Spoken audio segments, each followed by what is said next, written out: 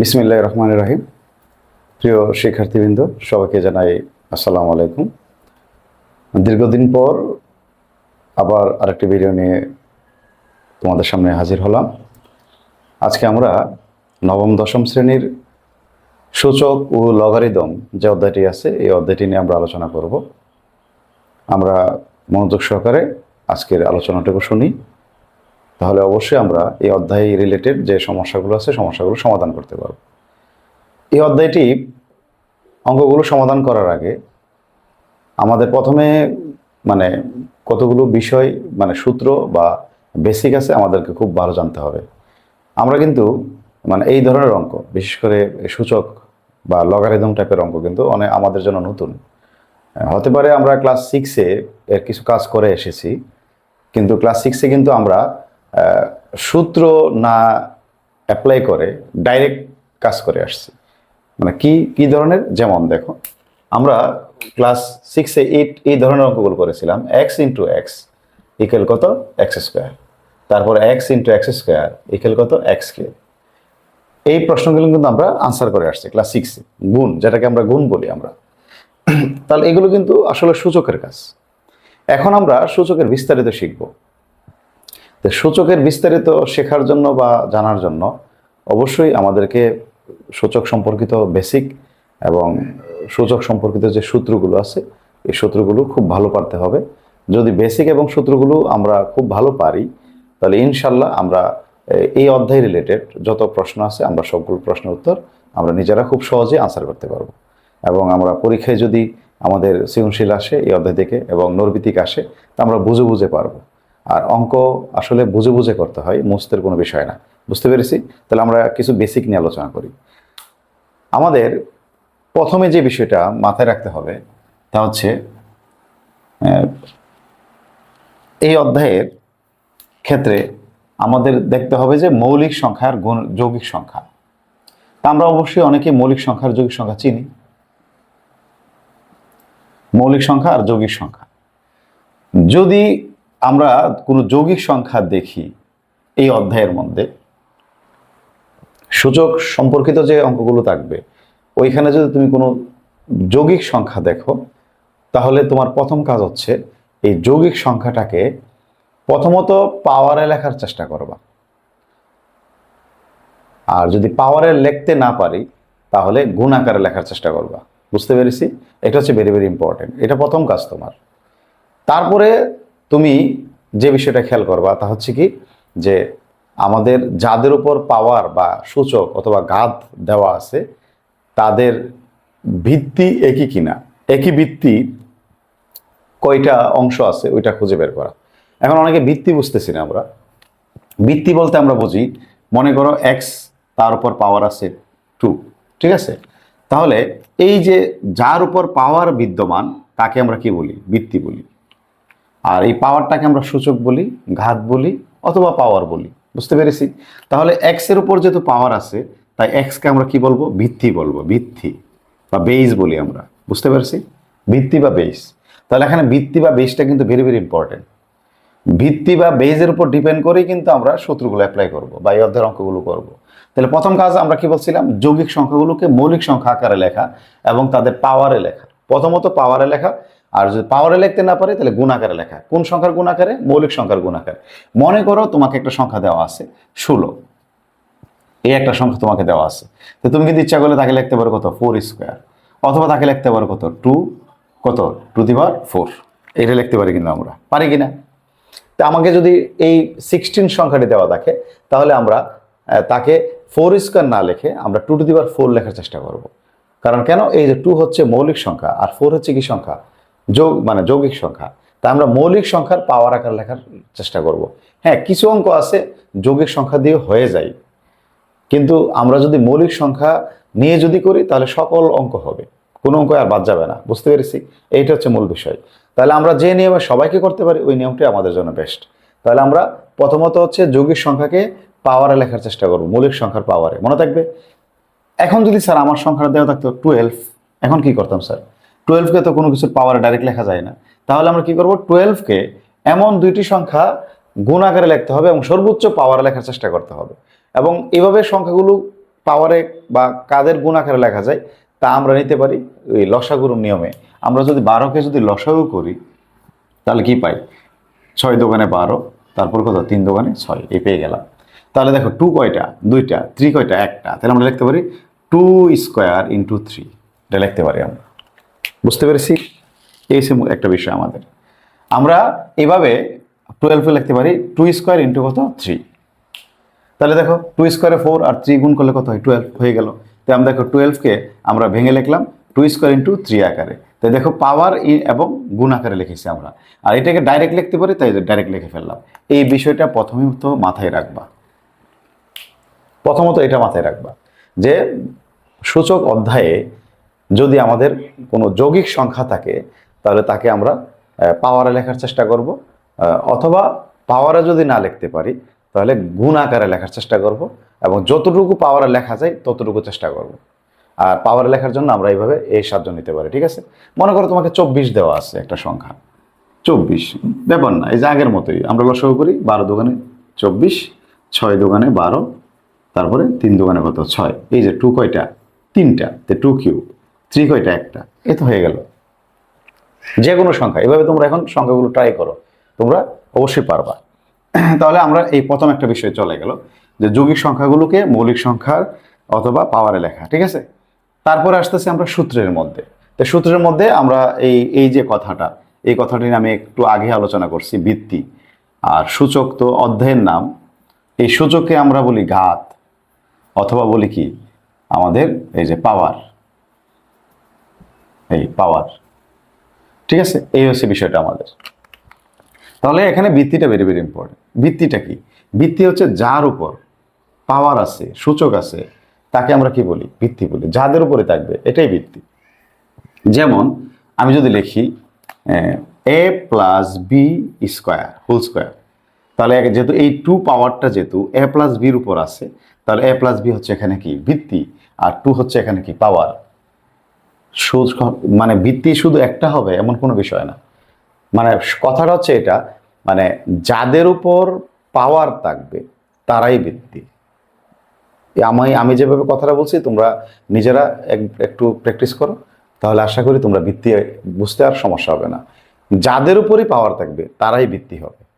এখন যদি একটার উপর পাওয়ার থাকে ওই একটা ভিত্তি, 2টার উপর পাওয়ার থাকলে 2টা ভিত্তি, 3টার উপর থাকলে 3টা ভিত্তি, 10টার উপর থাকলে 10টা ভিত্তি।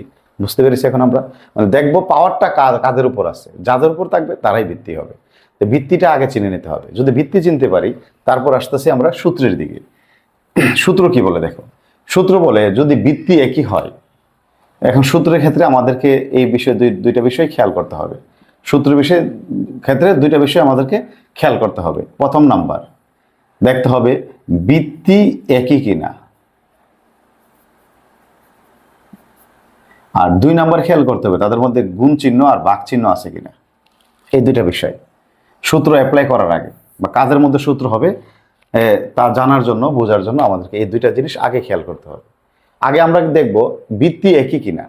যদি একই ভিত্তি হয়, এবং পরে দেখব তাদের মধ্যে যাদের ভিত্তি এক তাদের মধ্যে গুণ চিহ্ন অথবা ভাগ চিহ্ন আছে কিনা। যদি এই 2টা শর্ত যদি পূরণ করে, বা তুমি যদি এই 2টা শর্ত যদি কোনো অংশে পাও, তখন ওইখানে সূত্র অ্যাপ্লাই করতে পারবা। দেখো আমরা সূত্র কোথায় ব্যবহার করতে পারবো, কোথায় ব্যবহার করতে পারবো না, এটা হচ্ছে ভেরি ভেরি ইম্পর্টেন্ট। তো এটা মাথায় রাখতে হবে। তাহলে যদি ভিত্তি একই হয় আর এই একই ভিত্তির মধ্যে যদি গুণ চিহ্ন ভাগ চিহ্ন থাকে, তাহলে আমরা কি করতে পারি? সূত্র অ্যাপ্লাই করতে পারি। তাহলে আমরা একটু দেখি সূত্রগুলো কি হয়। মনে করো এ ভিত্তি, একটা ভিত্তির এর পাওয়ার m আর আরেকটা এর পাওয়ার হচ্ছে n, এবং তাদের মধ্যে কি চিহ্ন দেওয়া আছে? গুণ চিহ্ন দেওয়া আছে। ঠিক আছে? তাহলে এ ভিত্তি এখানেও এ ভিত্তি, পাওয়ার কি এটা তোমার দেখার বিষয় না। ভিত্তি একই কিনা, একই তো নাকি, তাদের মধ্যে কি চিহ্ন? গুণ চিহ্ন। তাহলে শর্ত মিলে গেছে। তাহলে আমাদের সূত্রটা কি হবে? সূত্র বলে যদি ভিত্তি একই হয় তাদের মধ্যে গুণ চিহ্ন হয়, তাহলে পাওয়ারে কি হবে? যোগ হবে। আর ভিত্তি তুমি একটা দিবা। আবার অনেকে এখানে পেস লাগাই দেয়, স্যার তাহলে এখানে এত 2টা ছিল একটা কেন? না, 2টা 3টা 4টা 10টা 1 কোটি যাই হোক, ভিত্তি যতগুলোই হোক তাদের জন্য লিখবো একটা, আর শুধু পাওয়ারে যারা থাকবে তাদেরকে আমরা শুধু যোগ করব। একটা ভিত্তি লিখে তাদের পাওয়ারটা সুযোগ করে দেওয়া, মনে থাকবে? তাহলে ভিত্তি নিয়ে কিন্তু এমন হবে না যে 3টা 4টা 5টা থাকলে এখানে স্যার 3 4 5 চলে আসবে না। ভিত্তি একটাই হবে। এই যে এখানে এ ভিত্তি, এখানে একটা, দুইটা, কিন্তু আমরা এখানে করে লিখছি একটা। 3টা মাথায় রাখবো আমরা, ঠিক আছে?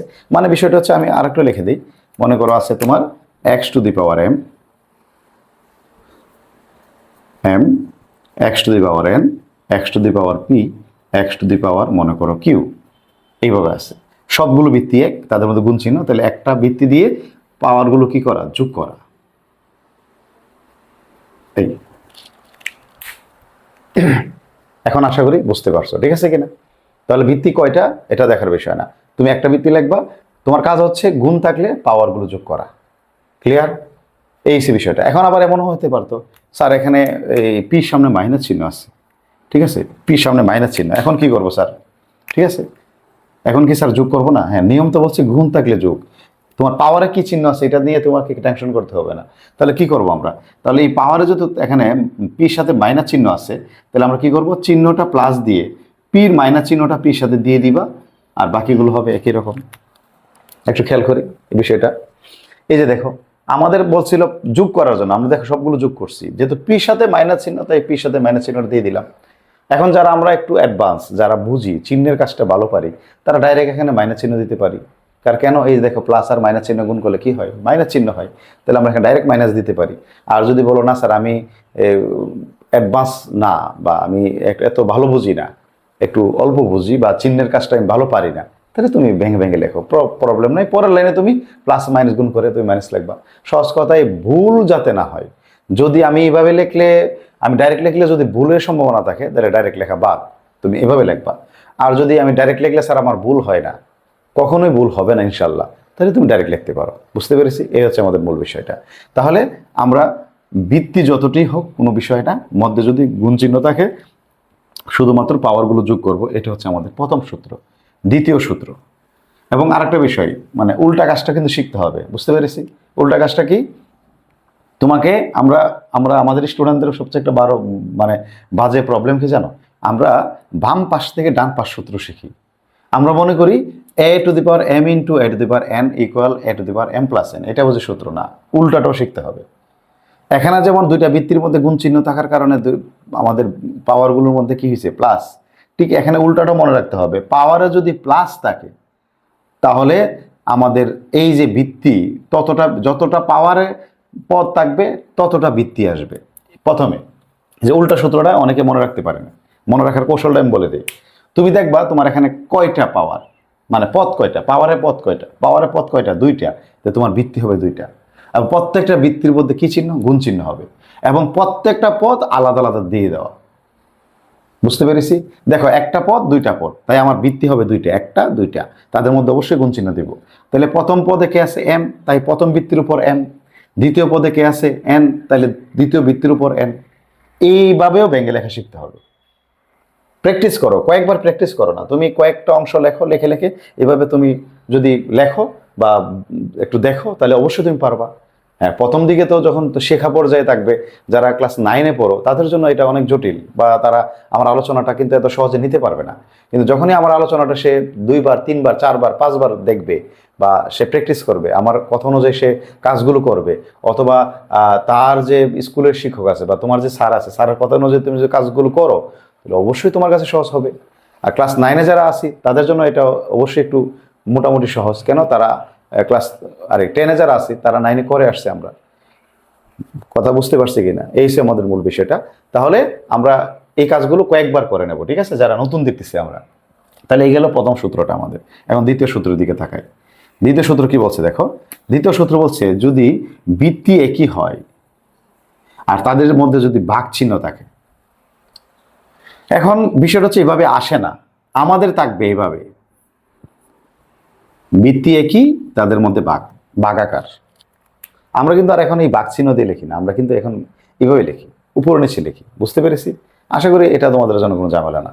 আমরা কিন্তু এভাবে পাবো না, যদি পাই তো খুব ভালো, আমাদের পরিচিত অংশ। আগে আমরা প্রাইমারি লেভেলে আমরা বা 6-7-এ আমরা এইভাবে শিখে আসছি, কিন্তু এখন কিন্তু আমরা 8-9 থেকে কিন্তু আমরা এইভাবে লিখি, উপর নিচে লিখি, ভাগ।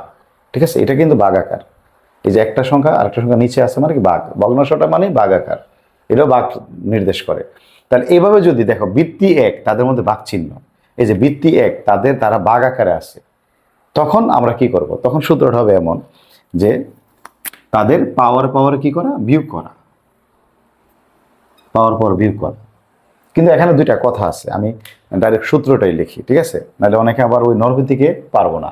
আমরা অঙ্ক করার সময় এইভাবে করব, মানে প্রথম পাওয়ার থেকে দ্বিতীয় পাওয়ারটা বিয়োগ করে ফেলবো, ঠিক আছে? উপরের পাওয়ার থেকে নিচের পাওয়ারটা বিয়োগ করে দিবা, মানে নিচে যেটা থাকবে ওইটাকে বিয়োগ করে দিবা উপরে যা যা আছে তার অংশ থেকে। এখন উপরে দুইটা তিনটা চারটা হতে পারতো, তো উপরে যতটাই হবে পাওয়ার, তত পাওয়ার থেকে নিচের যে পাওয়ারটা আছে বিয়োগ করে দেওয়া, তাহলে হয়ে গেল আমাদের ভাগের অংশটা। কিন্তু আমাদের নরভিত্তিকে বইয়ের মধ্যে কিন্তু এই সূত্রটাকে একটু ভেঙে লেখছে। তারা কিভাবে লেখছে দেখো, তারা বলছে ওই ছোট বড় আকারে দ্বারা লেখছে। কিভাবে তারা বলছে, এটা আমি দুইটাই লিখে নিই। তারা বলছে যদি এম এন এর চেয়ে বড় হয়, মানে M greater than N, M যদি এন এর চেয়ে বড় হয়, মানে এটা M greater than N, N হলে, এম এন এর চেয়ে বড় হলে তখন কি হবে? তখন তারা বলছে a to the power m minus n, তখন হবে এটা। আর যদি উল্টাটা হয়, এন যদি এম এর চেয়ে বড় হয়, অথবা তাকে আমরা এইভাবে লিখতে পারতাম, এটা যদি হয়, তো এখন কি হবে? এখন তারা বলছে হবে এটা,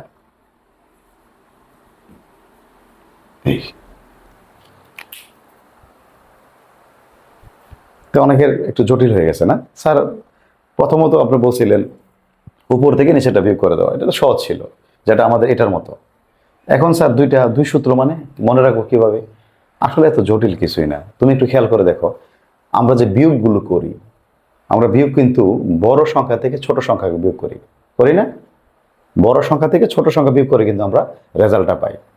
একটু খেয়াল করে দেখো তো, যদি খেয়াল না করো তাহলে এটা একটু চিন্তা করো। তোমাকে যদি বলি যে তুমি 10 থেকে 20 বিয়োগ করো, এখন তুমি যদি হাতে কলমে বিয়োগটা করতে চাও, তো তুমি কি করবা? তুমি কিন্তু প্রথমেই 20 লিখতে হবে উপরে, আর নিচে লিখতে হবে 10, তারপরে তোমাকে বিয়োগ করতে হবে। আচ্ছা, যদি তুমি এইভাবে লেখো 10 বিয়োগ 20, তাহলে কি বিয়োগটা সঠিক হবে? হবে না কিন্তু। দেখো তো, তুমি কি এভাবে করবা নাকি এইভাবে করবা? কোনটা করবা? যদি তুমি নিচেরটা করো, স্যার না স্যার আমার 10 তো আগে দেওয়া, 20 পরে দেওয়া, তাই আমি 10কে আগে লিখবো, 20কে পরে লিখবো, এইভাবে বিয়োগ করবো, যেটা আমরা প্রাইমারি লেভেলে শিখেছি। দেখো, তুমি কিন্তু ক্যালকুলেটর সাহায্য নিতে পারবে না। কেন ক্যালকুলেটর সাহায্যের কথা কেন বলছি? কারণ ক্যালকুলেটরে প্রোগ্রামটা এভাবে দেওয়া থাকে, তুমি আগে পরে যাই লেখো, সে বড়টা থেকে ছোটটা বিয়োগ করে, তাকে প্রোগ্রামটা এভাবে সেট করা আছে। সে বড়টা খুঁজে বের করে, সে বড়টা চিনতে পারে, তখন সে বড় থেকে ছোট বিয়োগ করে তোমাকে রেজাল্টটা দেখায়।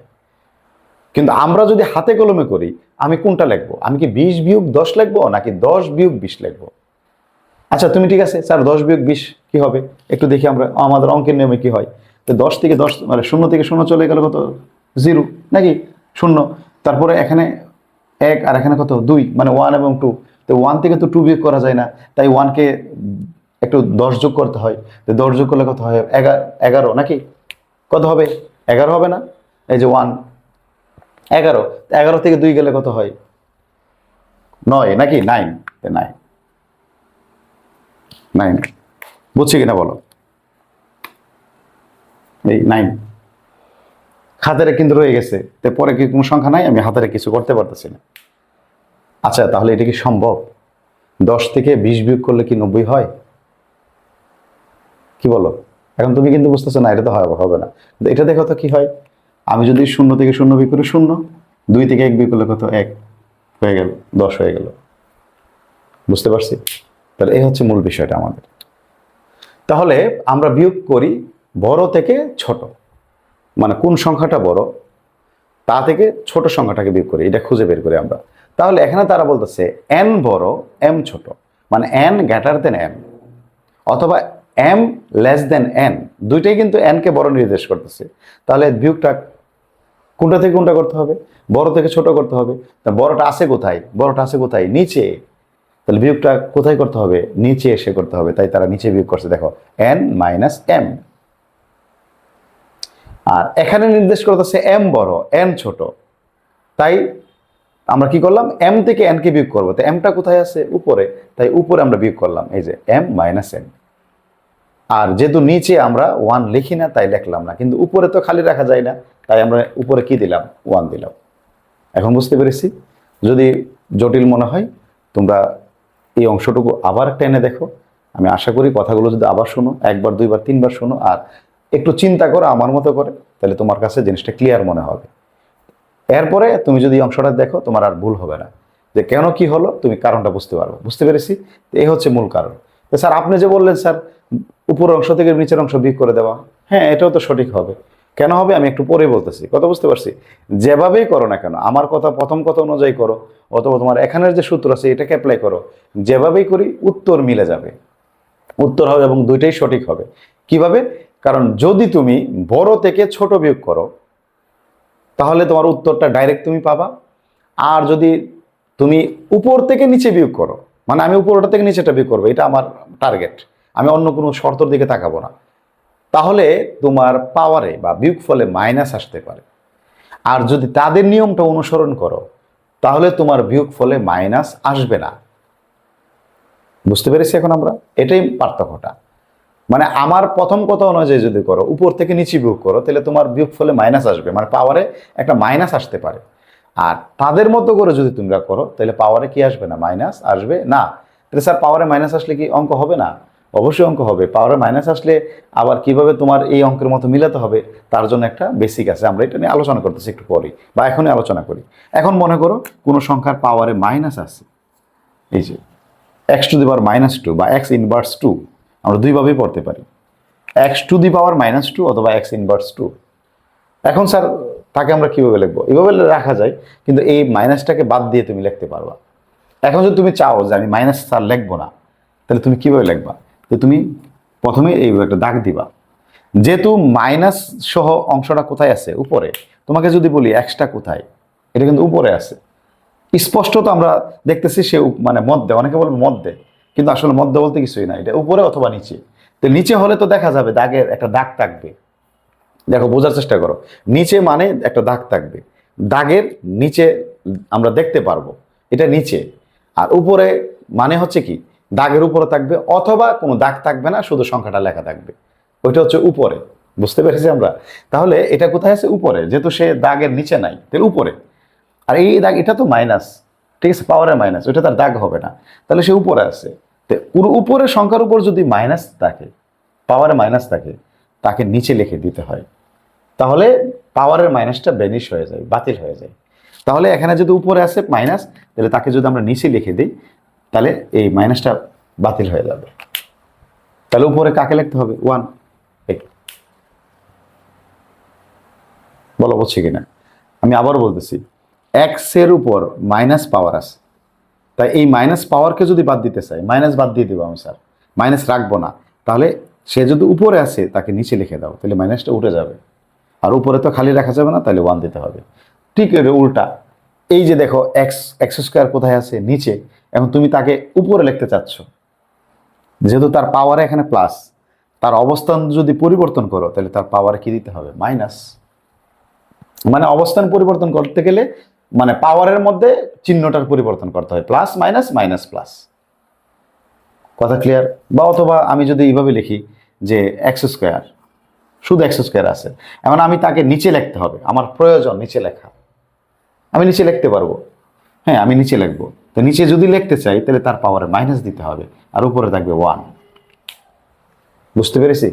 তাহলে আমার পাওয়ারে যে মাইনাসটা আসবে, হ্যাঁ মনে করো তোমার নিচেরটা বড়, তাহলে তোমায় তো নিচে বিয়োগ করবা, তো নিচে বিয়োগ করলে তোমার নিচে দেখো মানে ধনাত্মক সংখ্যা আসবে, মাইনাস কিন্তু আসবে না। আর আমারটা কোথায় আসতেছে? উপরে, তো তার মধ্যে কি চিহ্ন আসবে? মাইনাস চিহ্ন। তো তাকে আমি পরবর্তীতে উপরে নিচে নিয়ে আসতে পারবো তো এই নিয়মে। তখন কিন্তু আমার ওই যে উপরে যে মাইনাস ছিল এটা নিচে আসলে কি হয়ে যাবে? প্লাস। আর তুমি নিচে বিয়োগ করছিলা, তাই তোমার নিচে একটা সংখ্যা পেয়েছো, ধনাত্মক সংখ্যা বা মাইনাসবিহীন একটা পাওয়ার। আর আমারটা ছিল উপরে মাইনাস, তাই তাকে যদি আমরা এই বিষয়টা মানে এই বিষয়টা অ্যাপ্লাই করি তাহলে সে নিচে চলে গেলে প্লাস আসবে কিনা, তো তোমার মতো উত্তর হবে কিনা? তাই আমি বললাম তুমি এই দুইটা সূত্র অ্যাপ্লাই করো, অথবা উপর থেকে নিচ অংশটা বিয়োগ করো, কোনো বিষয় না, অঙ্ক হয়ে যাবে। তাহলে আমরা এখানে কিন্তু অনেকে জটিলভাবে নিবা না, আমি জিনিসটা বোঝানোর জন্য তোমাদের কাছে ক্লিয়ার করতেছি আমি। ঠিক আছে? তাহলে আমরা এই ভাগের অংশটা কিভাবে অ্যাপ্লাই করব? আমি এভাবে অ্যাপ্লাই করব, তাই তোমাদেরকে বলছি তোমরা এভাবে অ্যাপ্লাই করো। তোমরা সূত্রের দিকে তাকানোর দরকার নাই, সূত্রটা শুধু শিখছি আমাদের নৈর্ব্যক্তিক অংশের জন্য, অথবা যাতে আমরা বুঝতে পারি যে ঘটনা কেন, এটা কেন হলো, তাই আমি একটু আলোচনা করে দিলাম। কিন্তু আমরা যখন অঙ্ক করতে যাব তখন সব সময় উপরের অংশতে, উপরের পাওয়ার থেকে নিচের পাওয়ারটা বিয়োগ করব, যদি ভাগ আকারে থাকে। কথা ক্লিয়ার? তাহলে আমাদের সূত্র অ্যাপ্লাই করতে গেলে কয়টা জিনিস খেয়াল করতে হবে? দুইটা। একটা হচ্ছে বৃত্তি একই আছে কিনা, আর একই বৃত্তিগুলোর মধ্যের চিহ্নটা গুণ অথবা ভাগ কিনা। ক্লিয়ার? তাহলে আমরা এইভাবে সূত্র অ্যাপ্লাই করে দেব।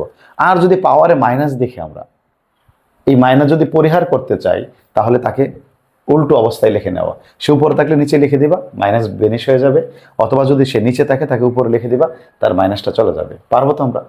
সহজ কথায় যার উপর মাইনাস পাওয়ার থাকবে সে তাকে কিন্তু নিচে লিখতে হবে, টোটালটাকে। এখন মনে করো আমার একটা অংশ এইভাবে আছে, a plus b to the power 3। দেখো এখন কিন্তু a প্লাস বির উপর -3, তাহলে আমরা কি লিখবো? এই a প্লাস বি কে নিচে লিখে তার পাওয়ারটা 3 দিয়ে দেবো, +3, আর উপর কি হবে 1। এটাই বলতেছে। মানে আমরা একটা দিয়ে তো শিখি, ঠিক আছে? একটার অনুরূপভাবে 2টা 3টা 4টা 5টা যাই থাকুক এভাবে অ্যাপ্লাই করতে পারে, মনে থাকবে? তাহলে এই হচ্ছে আমাদের মূল বিষয়। আর আরেকটা বিষয় হচ্ছে, যদি কোনো সংখ্যার বা কোনো চলকের উপর যদি পাওয়ার কি হয় 0 হয়, তখন তার মান কত আসে? 1। অবশ্যই 0 হতে পারবে না। 0 ব্যতীত যে কোনো কিছুর পাওয়ার 0 হলে, মানে 0 ব্যতীত, 0 ছাড়া বাকি যত সংখ্যা, যত অক্ষর, যত যাই কিছু আছে না কেন, তাদের পাওয়ারটা যদি 0 পাও, তাহলে তার মানটা কত হবে? 1।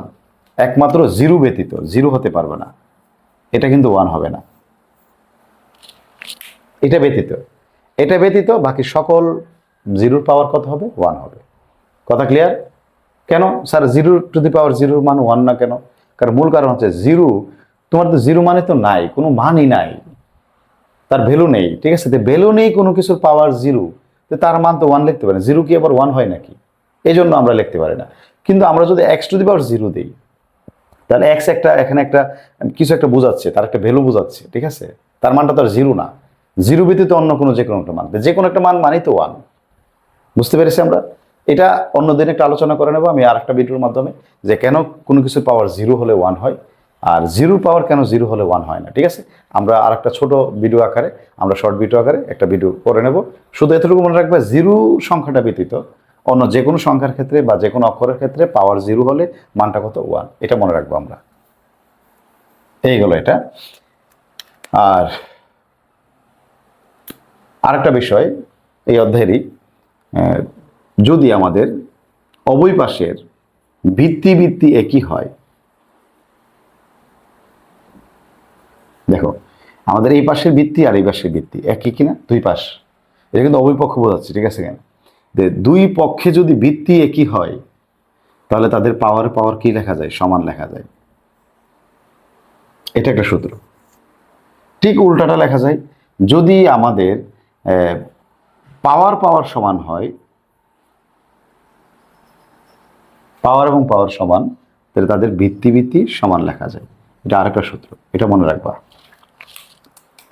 মানে আমাদের দুই পাশে ভিত্তি সমান, এখানে যে ভিত্তি, এখানে ভিত্তি একই, বেজ একই, তাহলে পাওয়ার সমান লিখতে পারবো। আবার এখানে একই রকম উল্টা সূত্র হচ্ছে এটা, মানে দুই পাশের পাওয়ার দেখো সমান, কিন্তু ভিত্তি কিন্তু সমান ছিল না, কিন্তু পাওয়ার সমান হওয়ার কারণে আমাদের ভিত্তিগুলোকে কি লেখা যাবে? সমান লেখা যাবে। বুঝতে পারছি? তাহলে এই হচ্ছে আমাদের এই অধ্যায়ের সূত্র। ঠিক আছে? আর আরেকটা বিষয় হচ্ছে রুট। তো রুটের বিষয়টা আমরা অনেকে পারি, হ্যাঁ অনেকেই আমরা পারি, তারপর আমি একটু আলোচনা করে নিই, কারণ রুটের অঙ্কগুলো অনেকে আমরা পারি না, পেস্ট লেগে যায়। তো রুটের বিষয়টা একটু খেয়াল করি। যদি কোনো সংখ্যার উপর রুট থাকে, তো রুট মানে তার পাওয়ার কিন্তু হাফ। বুঝতে পেরেছি? রুট মানে তার পাওয়ার কত? হাফ। এখন এই রুটের ভিতরে যদি কোনো সংখ্যা থাকে, এই তখন কিন্তু ওইটার পাওয়ার হবে 1/, আকারে। এটা মানে দেখো, যখন শুধু রুট, তখন তার পাওয়ার শুধু 1/2 বা হাফ। কিন্তু যদি রুটের ভিতরে কোনো সংখ্যা, এই যে রুটের এই অংশে যদি কোনো সংখ্যা নির্দেশ করে বা তাকে, তখন কিন্তু তার পাওয়ার হবে ওই 1/, দিয়ে ওই সংখ্যাটা। ঠিক আছে? মানে বিষয় হচ্ছে এটা, যদি মনে করো এক্স দেওয়া আছে, তার রুটের ভিতরে এম দেওয়া, তাহলে কি হবে, একশো দি পাওয়ার 1/m। বুঝতে পেরেছি? এই হচ্ছে বিষয়টা আমাদের। তাহলে যার উপর রুট তার পাওয়ার কত বোঝাই আমরা, হাফ বোঝাই। বুঝতে পেরেছি? এখন যদি এমন থাকে স্যার আর একটু জটিল আকার, অনেক সময় দেখি আমরা, মনে করো 7² আর এখানে আছে 3, এখন স্যার কি হবে স্যার, এটা এটা কি হবে? এটার বিষয় হচ্ছে দেখো, 7² উপর হচ্ছে রুট, এবং রুটের মধ্যে কত আছে, 3 আছে। তো তুমি যা আছে তুমি তাই লিখবা, 7² লিখবা, তার পাওয়ারটাকে লিখবা 1/3, মানে এই যে এটার মতো, ওইটাই লিখলাম এখানেই। তুমি এত জটিল করে লাভ নাই, আমরা এখানে যে কথা বলছি শুধু এই কথাটা এখানে অ্যাপ্লাই করো। আমরা বলছিলাম যদি কোনো কিছুর উপর রুট দিয়ে কোনো সংখ্যা থাকে তার পাওয়ার হবে 1/3, তাহলে এই রুটটা এখন কার উপর আছে, 7² উপর না? তাই আমি 7² উপরে তো আমার এই পাওয়ারটা চিন্তা করতে হবে, তাই 7² উপর পাওয়ারটা লিখলাম। তারপর আমরা এখন দেখো তো আরেকটা বিষয় মনে রাখবো, পাওয়ার পাওয়ার কি করতে হয়, গুণ করতে হয়। পাওয়ার পাওয়ার গুণ, যদি একটা পাওয়ার আরেকটা পাওয়ার উপর থাকে, মানে একটা পাওয়ারের উপর আরেকটা পাওয়ার, অথবা দুইটা পাওয়ার কাছাকাছি আছে পাশাপাশি, তাহলে গুণ করতে হয়, যোগ কিন্তু না। মানে এই যে x², তার উপর আছে হোল কিউব, তাহলে এখানে কিন্তু গুণ করতে হবে, যোগ করতে হবে না। 3 × 6 মনে থাকবে? তাহলে এটাও তো 2 পাওয়ার, 1/3ও তো পাওয়ার, তাহলে এখন গুণ করব আমরা। গুণ করলে কি হবে, এই 1 এর সাথে 2 গুণ হবে, কারণ 2 উপরে আছে 1 ও উপরে আছে, 2 কে 2 আর নিচে আছে 3, তা 2/3। এটাকে ডাইরেক্ট তুমি লিখতে পারবা যদি বুঝতে পারো, এটার মধ্যে লেখার প্রয়োজন নাই। তো লিখবো কিভাবে, ডাইরেক্ট লিখবো কিভাবে, বুঝতে পারলে তো লেখা যাবে। তো একটু কথা শুনি, যদি মনে রাখতে পারো তুমি লিখতে পারবা। যদি রুটের মধ্যে যে সংখ্যাটা আছে সে সব সময় নিচে হবে, কথা ক্লিয়ার? আর আমাদের রুটের ভিতরে যে পাওয়ারটা আছে তো সে সবসময় উপরে হবে। দেখো এই যে রুটের ভিতরে পাওয়ারটা কত, 2, তাকে দিলাম উপরে। আর রুটের মধ্যে যে সংখ্যাটা আছে সে কোথায়, সে আছে কি 3, তাকে কোথায় দিলাম, নিচে। তুমি এইভাবে এই অংশ থেকে এই অংশটা ডাইরেক্ট লিখতে পারবা। বুঝতে পেরেছি? এই হচ্ছে আমাদের এই অধ্যায়ের বেসিক। আমি আশা করি তোমরা ফাঁকে ফাঁকে স্যার যে যে আলোচনাগুলো করেছিলাম এই আলোচনাগুলো তোমরা খাতায় লিখে নিয়েছো, বা তোমাদের বইয়েও দেওয়া আছে। আর আরেকটা বিষয় হচ্ছে যে বেসিক যেগুলো আছে, অথবা আমি যে কাজগুলোকে প্রথম করতে বলছি এই কাজগুলো ওইভাবেই তোমাকে করতে হবে, মনে থাকবে, যদি উল্টাপাল্টা যাতে না হয়। যদি এগুলো মাথায় থাকে তাহলে তুমি ইনশাল্লাহ যে 4-এর 1 যে অধ্যায়টা আছে, অনুশীলনী 4-এর মানে 1, আমরা খুব সহজেই পারবো। আর 4-এর 2 জন্য আমাদের লগের কিছু বেসিক আলোচনা আছে, লগের কয়েকটা সূত্র আছে, আমরা এগুলো পরে নেব 4-এর 2 করার আগে, ঠিক আছে? তো যেহেতু আমরা এখন 4-এর 1 নিয়ে আলোচনা করব, তাই আমরা এই আলোচনা এই বেসিকগুলোই এখন আমাদের দরকার। যখন আমি 4-এর 2 শুরু করব, মানে এই 4-এর 1 শুরু করার শেষ করার পরপরই আমি 4-এর 2 শুরু করব, তখন আমি 4-এর 2 শুরু করার আগে 4-এর 2 যে বেসিক আছে বা সূত্র আছে এগুলো নিয়ে আলোচনা করব, ঠিক আছে? তাহলে দেখো পাশে আমাদের বইয়ের যে 1 থেকে 8 পর্যন্ত আমি 8টা অঙ্ক লিখে রেখেছি, ঠিক আছে? তোমাদের পাঠ্য বইয়ের 4.1-এর আমরা এখন এগুলো, এই যে এখন যে আলোচনাগুলো করলাম মাত্র, এই আলোচনাগুলোর মাধ্যমে আমরা এগুলো করব, ঠিক আছে? দেখি কিভাবে। তাহলে আমরা 1 নং যে প্রশ্নটা আছে আমরা সবাই খাতায় তুলে ফেলবো, স্যার সাথে সাথে কাজগুলো করো। কারণ তোমরা যখন ভিডিওটা দেখতেছো, তোমরা ইচ্ছা করলে কিন্তু ভিডিওটাকে মানে থামিয়ে থামিয়ে তোমরা কাজগুলো করতে পারবা, পজ করে করে কিন্তু কাজগুলো করতে পারবা, কথা বুঝতে পারছি? তাই তুমি অঙ্কটা তুলো, তারপর তুমি আমার আলোচনা শোনার আগে এখন যে যা শুনছো, এখন ওই আলোচনার মাধ্যমে সূত্রগুলোর মাধ্যমে তুমি প্রথম অঙ্কটাকে করার চেষ্টা করো, পরের লাইনটা করো, দেখো। এরপরে তুমি আমার ভিডিওটা দেখো পরের লাইন পর্যন্ত, দেখো মিলে কিনা, কোথায় মিলতেছে না ওই অমিল জায়গাটা নিয়ে চিন্তা করো, তাহলে আশা করি তোমার সমস্যা সম্বন্ধে সমাধান করতে পারবা। তাহলে আমাদের প্রথম অঙ্কটা কি বলছে দেখো, 1 নম্বর অঙ্কটা বলছে 7³ × 7 ইনভার্স 3, 3 × 3 ইনভার্স 4, এটা দেওয়া আছে। তা আমাদের প্রথম কাজ কি ছিল বলতো, আমরা বলছিলাম যৌগিক সংখ্যাগুলোকে মৌলিক সংখ্যার পাওয়ারে অথবা গুণাকারে লেখা, মনে আছে তো? এটা মাথায় রাখবো আমরা। এখানে কোনো যৌগিক সংখ্যা নাই, 7 7 মৌলিক সংখ্যা, 3 3 মৌলিক সংখ্যা, তাহলে প্রথম চিন্তা বাদ। দ্বিতীয় চিন্তা বলছিলাম ভিত্তি একই আছে কিনা দেখবো, একই ভিত্তি আছে কিনা। এই যে 7 7 ভিত্তি 1, দেখো 7-এর উপর পাওয়ার 3, এই 7-এর উপর পাওয়ার -3, তাহলে দুইটা ভিত্তি কিন্তু একই ভিত্তি। তারপর দ্বিতীয় লক্ষণীয় বিষয় কি ছিল, গুণ চিহ্ন বা ভাগ চিহ্ন আছে কিনা। তো গুণ চিহ্ন তো আছে নাকি, এই যে স্পষ্টত গুণ চিহ্ন আছে এখানে, তাহলে তারা ভিত্তি 1, তাদের মধ্যে গুণ চিহ্ন, তাহলে কি করতে হবে, পাওয়ার যোগ করতে হবে, মনে আছে তো? তাহলে পাওয়ার পর যোগ করে ফেলি, 7⁻³ প্লাস, এখানে যদি পাওয়ার মাইনাস তাহলে মাইনাসটা তার সাথে দিয়ে দেবো আমরা, আর যদি পারি ডাইরেক্ট লিখে ফেলবো। আবার নিচে একই অবস্থা, দেখো ভিত্তি ভিত্তি এক, স্যার এটা তো পাওয়ার নাই, পাওয়ার নাই মানে 1 আছে, পাওয়ার নাই মানে 1, এটা মনে রাখবা কিন্তু, এটা কিন্তু ক্লাস 6-7 কিন্তু আমরা আলোচনা করে এসেছি, ঠিক আছে, বা শুনে এসেছি। কোনো কিছুর পাওয়ার নাই, স্যার দেখা যাচ্ছে না, তাহলে 1, তাহলে এখানে 3-র কোনো পাওয়ার নাই, নাই মানে 1, তাহলে এখানে ত্রিবৃত্তি, এখানে এটা ত্রিবৃত্তি, তাহলে তার মধ্যে গুণ চিহ্ন আছে, তাহলে পাওয়ার পর কি করতে হবে, যোগ করতে হবে, তাহলে 3⁻1 প্লাস, যেহেতু এখানে মাইনাস তাহলে মাইনাসটা দিয়ে দিলাম, ঠিক আছে কিনা। তারপরে দেখো কি কাজ করি আমরা, এই ব্র্যাকেটগুলো তুলে ফেলি পাওয়ারে, তাহলে প্লাসে মাইনাসে গুণ করলে -3, এখানে একই রকম প্লাসে মাইনাসে কত মাইনাস। তারপর আমরা কি করলাম, এখানে যদি বিয়োগ করি আমরা এটা হয় 0, আর এখানে বিয়োগ করলে হয় কত -3, বুঝতে পেরেছি। এই সে বিষয়টা আমাদের -3 আসলো, আর এখানে আসলে 0। তো আমরা একটু আগে কি বলছিলাম, কোনো কিছুর পাওয়ার যদি 0 হয় তাহলে তাকে কি লেখা যায়, 1 লেখা যায়, আর নিচেরটা কত 3⁻³ আরেকটা অংশ বলছিলাম, যদি কোনো কিছুর পাওয়ারে মাইনাস থাকে তার অবস্থান উল্টে দিলে প্লাস হয়ে যায়, মনে আছে তো, বা মাইনাসটা বেনিশ হয়ে যায়, তাই 3⁻3, তাহলে 3টা কোথায় আছে, নিচে, তাহলে তাকে কোথায় লিখলে তার পাওয়ারটা মাইনাসটা চলে যাবে, উপরে লিখলে, তাহলে উপরে লিখে দাও, ঠিক আছে কিনা। তো স্যার 1 না, এটা তো উপরে লিখতে হবে, আর উপরে লিখলে তো 1 থাকবে না আমাদের, বুঝতে পারছি। তো 3³ কত হয় 27, এটি আমাদের আনসার। একটু মিলিয়ে নাও আমার আলোচনার সাথে, দরকার লাগলে তুমি আমার আলোচনার শুরুতে আবার যাও, এখানে যে কাজগুলো করেছি এই কাজগুলো আমরা আলোচনা করছি কিনা, বা আমাদের আলোচনায় ছিল কিনা। আমি কিন্তু বলছি আমাদের বেসিক আর সূত্র দ্বারা আমাদের 4.1-এর ইনশাল্লাহ সবগুলো অঙ্ক আমরা করব। তাহলে এই হচ্ছে আমাদের 1 নং প্রশ্নের উত্তর, ঠিক আছে। তারপর 2 নং প্রশ্নটা দেখি আমরা।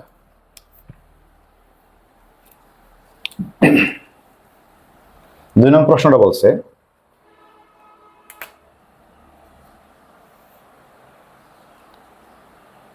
(7²√3) তারপর হচ্ছে ইন্টু √3 নাকি, তারপরে √7। এখন আমরা রুটগুলো ভেঙে ফেলবো, ভেঙে ফেললে আমরা কি লিখতে পারি, 7⁻2/3। একটু আগে যে আলোচনা করছিলাম, আমি আবার একটু আলোচনা করি। এই যে রুটের মধ্যে 3 আছে সে হবে নিচে, আর 7-এর উপর পাওয়ার 2 আছে সে হবে কোথায়, উপরে। সহজ কথায় রুটের ভিতরে যার যে পাওয়ারটা থাকবে সে হবে উপরে, আর রুটের অংশে যে পাওয়ারটা আছে সে হবে কোথায়, নিচে। এটা মনে রাখলে হবে। ইনটু এখানে আমরা কি লিখতে পারি, এটাকে 7⁻1/3 লেখা যায় কিনা, আর এখানে নিচেটা লিখতে পারি 1/2, যদি শুধু রুট, আর এখানে রুটের মধ্যে 3 থাকার কারণে 1/3। তাহলে দেখো নিচে উপরে কয়টা বৃত্তি, 2টা বৃত্তি নাকি, তো 2টা বৃত্তি গুণাকারে আছে, তাহলে পাওয়ার পর যোগ করে ফেলো, আর নিচে একটা আছে এটাকে লেখো, লিখতে পারি কিনা। তারপর উপরে দেখো এই পাওয়ারে পাওয়ার আমরা যোগ করতে পারি, যোগ করলে হয় 3 হয় লসাগু, তাহলে কত হবে 2 + 1 হয় কিনা, আর নিচে আছে কত 1/2।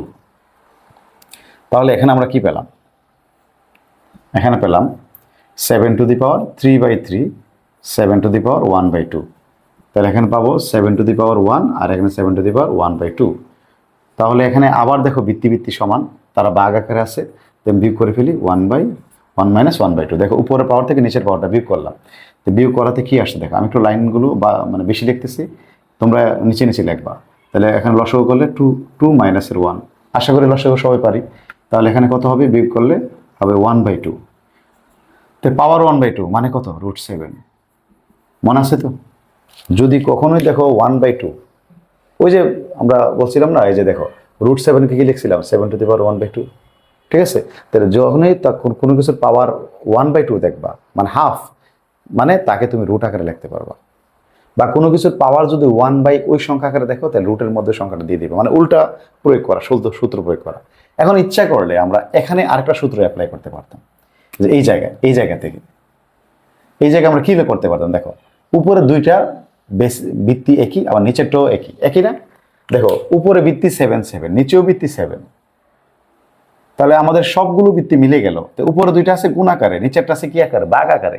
তাহলে এখানে ইচ্ছা করলে সূত্র অ্যাপ্লাই করা যায় কিভাবে, দেখো আমরা একটা বৃত্তি লিখবো, লেখে উপরে যে 2টা আছে গুণ আকারে তাদেরকে লিখবো, তাদেরকে যোগ করব, আর যে নিচের যে বৃত্তিটা আছে তার যে পাওয়ারটা তাকে বিয়োগ করব। বলো বুঝছো কিনা? দেখো এটা করছি আমরা ভেঙে ভেঙে, আমাদের সহজভাবে করছি, লাইন বড় হয়ে গেছে। আর এটা করতেছি আমরা সকল সূত্র একসাথে অ্যাপ্লাই করে। যদি এভাবে করি তাহলে আমাদের সময় বেঁচে যাবে, কারণ এই অঙ্কটা আসবে 2 নম্বরের জন্য। বুঝতে পেরেছি যে 2 নম্বরের জন্য এতগুলো লাইন করার প্রয়োজন নাই, সময় নষ্ট করার প্রয়োজন নাই। অথবা সংক্ষিপ্ত প্রশ্ন অথবা আমাদের নৈর্ব্যক্তিক অংশের ক্ষেত্রে কিন্তু আমাদের সময় বাঁচাতে হবে। তো এটা কিন্তু সঠিক, এটা কিন্তু কেউ করতে পারবে না। এখানে আমরা ভাগ আর গুণ দুইটাকে একসাথে অ্যাপ্লাই করতেছি। আর এখানে শুধুমাত্র গুণগুলোকে আমরা একসাথে অ্যাপ্লাই করছি, তারপরে তারপর ভাগ আকারটাকে করছি, বুঝছি, ভেঙে ভেঙে করছি। আর এটা ডাইরেক্ট কিভাবে, দেখো দেখো উপরে নিচে যখন বৃত্তিগুলো মিলে যাবে এবং উপরে গুণ আকার, নিচেরটা হচ্ছে ভাগ আকার, সেই ক্ষেত্রে গুণ আকারে যেগুলো আছে সেগুলোকে যোগ করতে হবে, কারণ নিয়ম তার উল্টাপাল্টা করা যাবে না। যাদের মধ্যে গুণ চিহ্ন আছে তাদের পাওয়ারের যোগ, আর যে ভাগ আকার আছে তাকে বিয়োগ। এটাই পারবো তো, এটা কিন্তু বেশি জটিল না। তাহলে কি হবে, এখানে দেখো আমরা সেম রেজাল্টটাই পাবো। তো 7 টু দি পাওয়ার, এখানে সবগুলো লসাগু কত হয় 6, 3 3 2 লসাগু কত 6, তাহলে এখানে আসবে কত 4 প্লাস, এখানে আসবে কত 2 মাইনাস, এখানে আসবে কত 3। আসে কিনা একটু খেয়াল করে দেখি আমরা।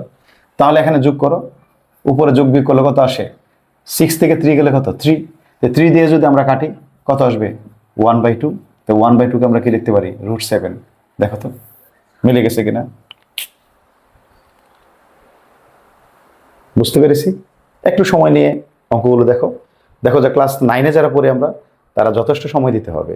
ক্লাস 10-এ যারা পড়ি তারা তো আগে আলোচনা শুনেছি, এখন যদি আবার আলোচনাটা শোনো, আমি আশা করি তোমাদের যদি ওই আগের আলোচনার পরেও যদি কোনো সমস্যা থাকতো, আজকের আলোচনা শুনলে তোমাদের ধারণা ক্লিয়ার হয়ে যাবে। বুঝতে পেরেছি।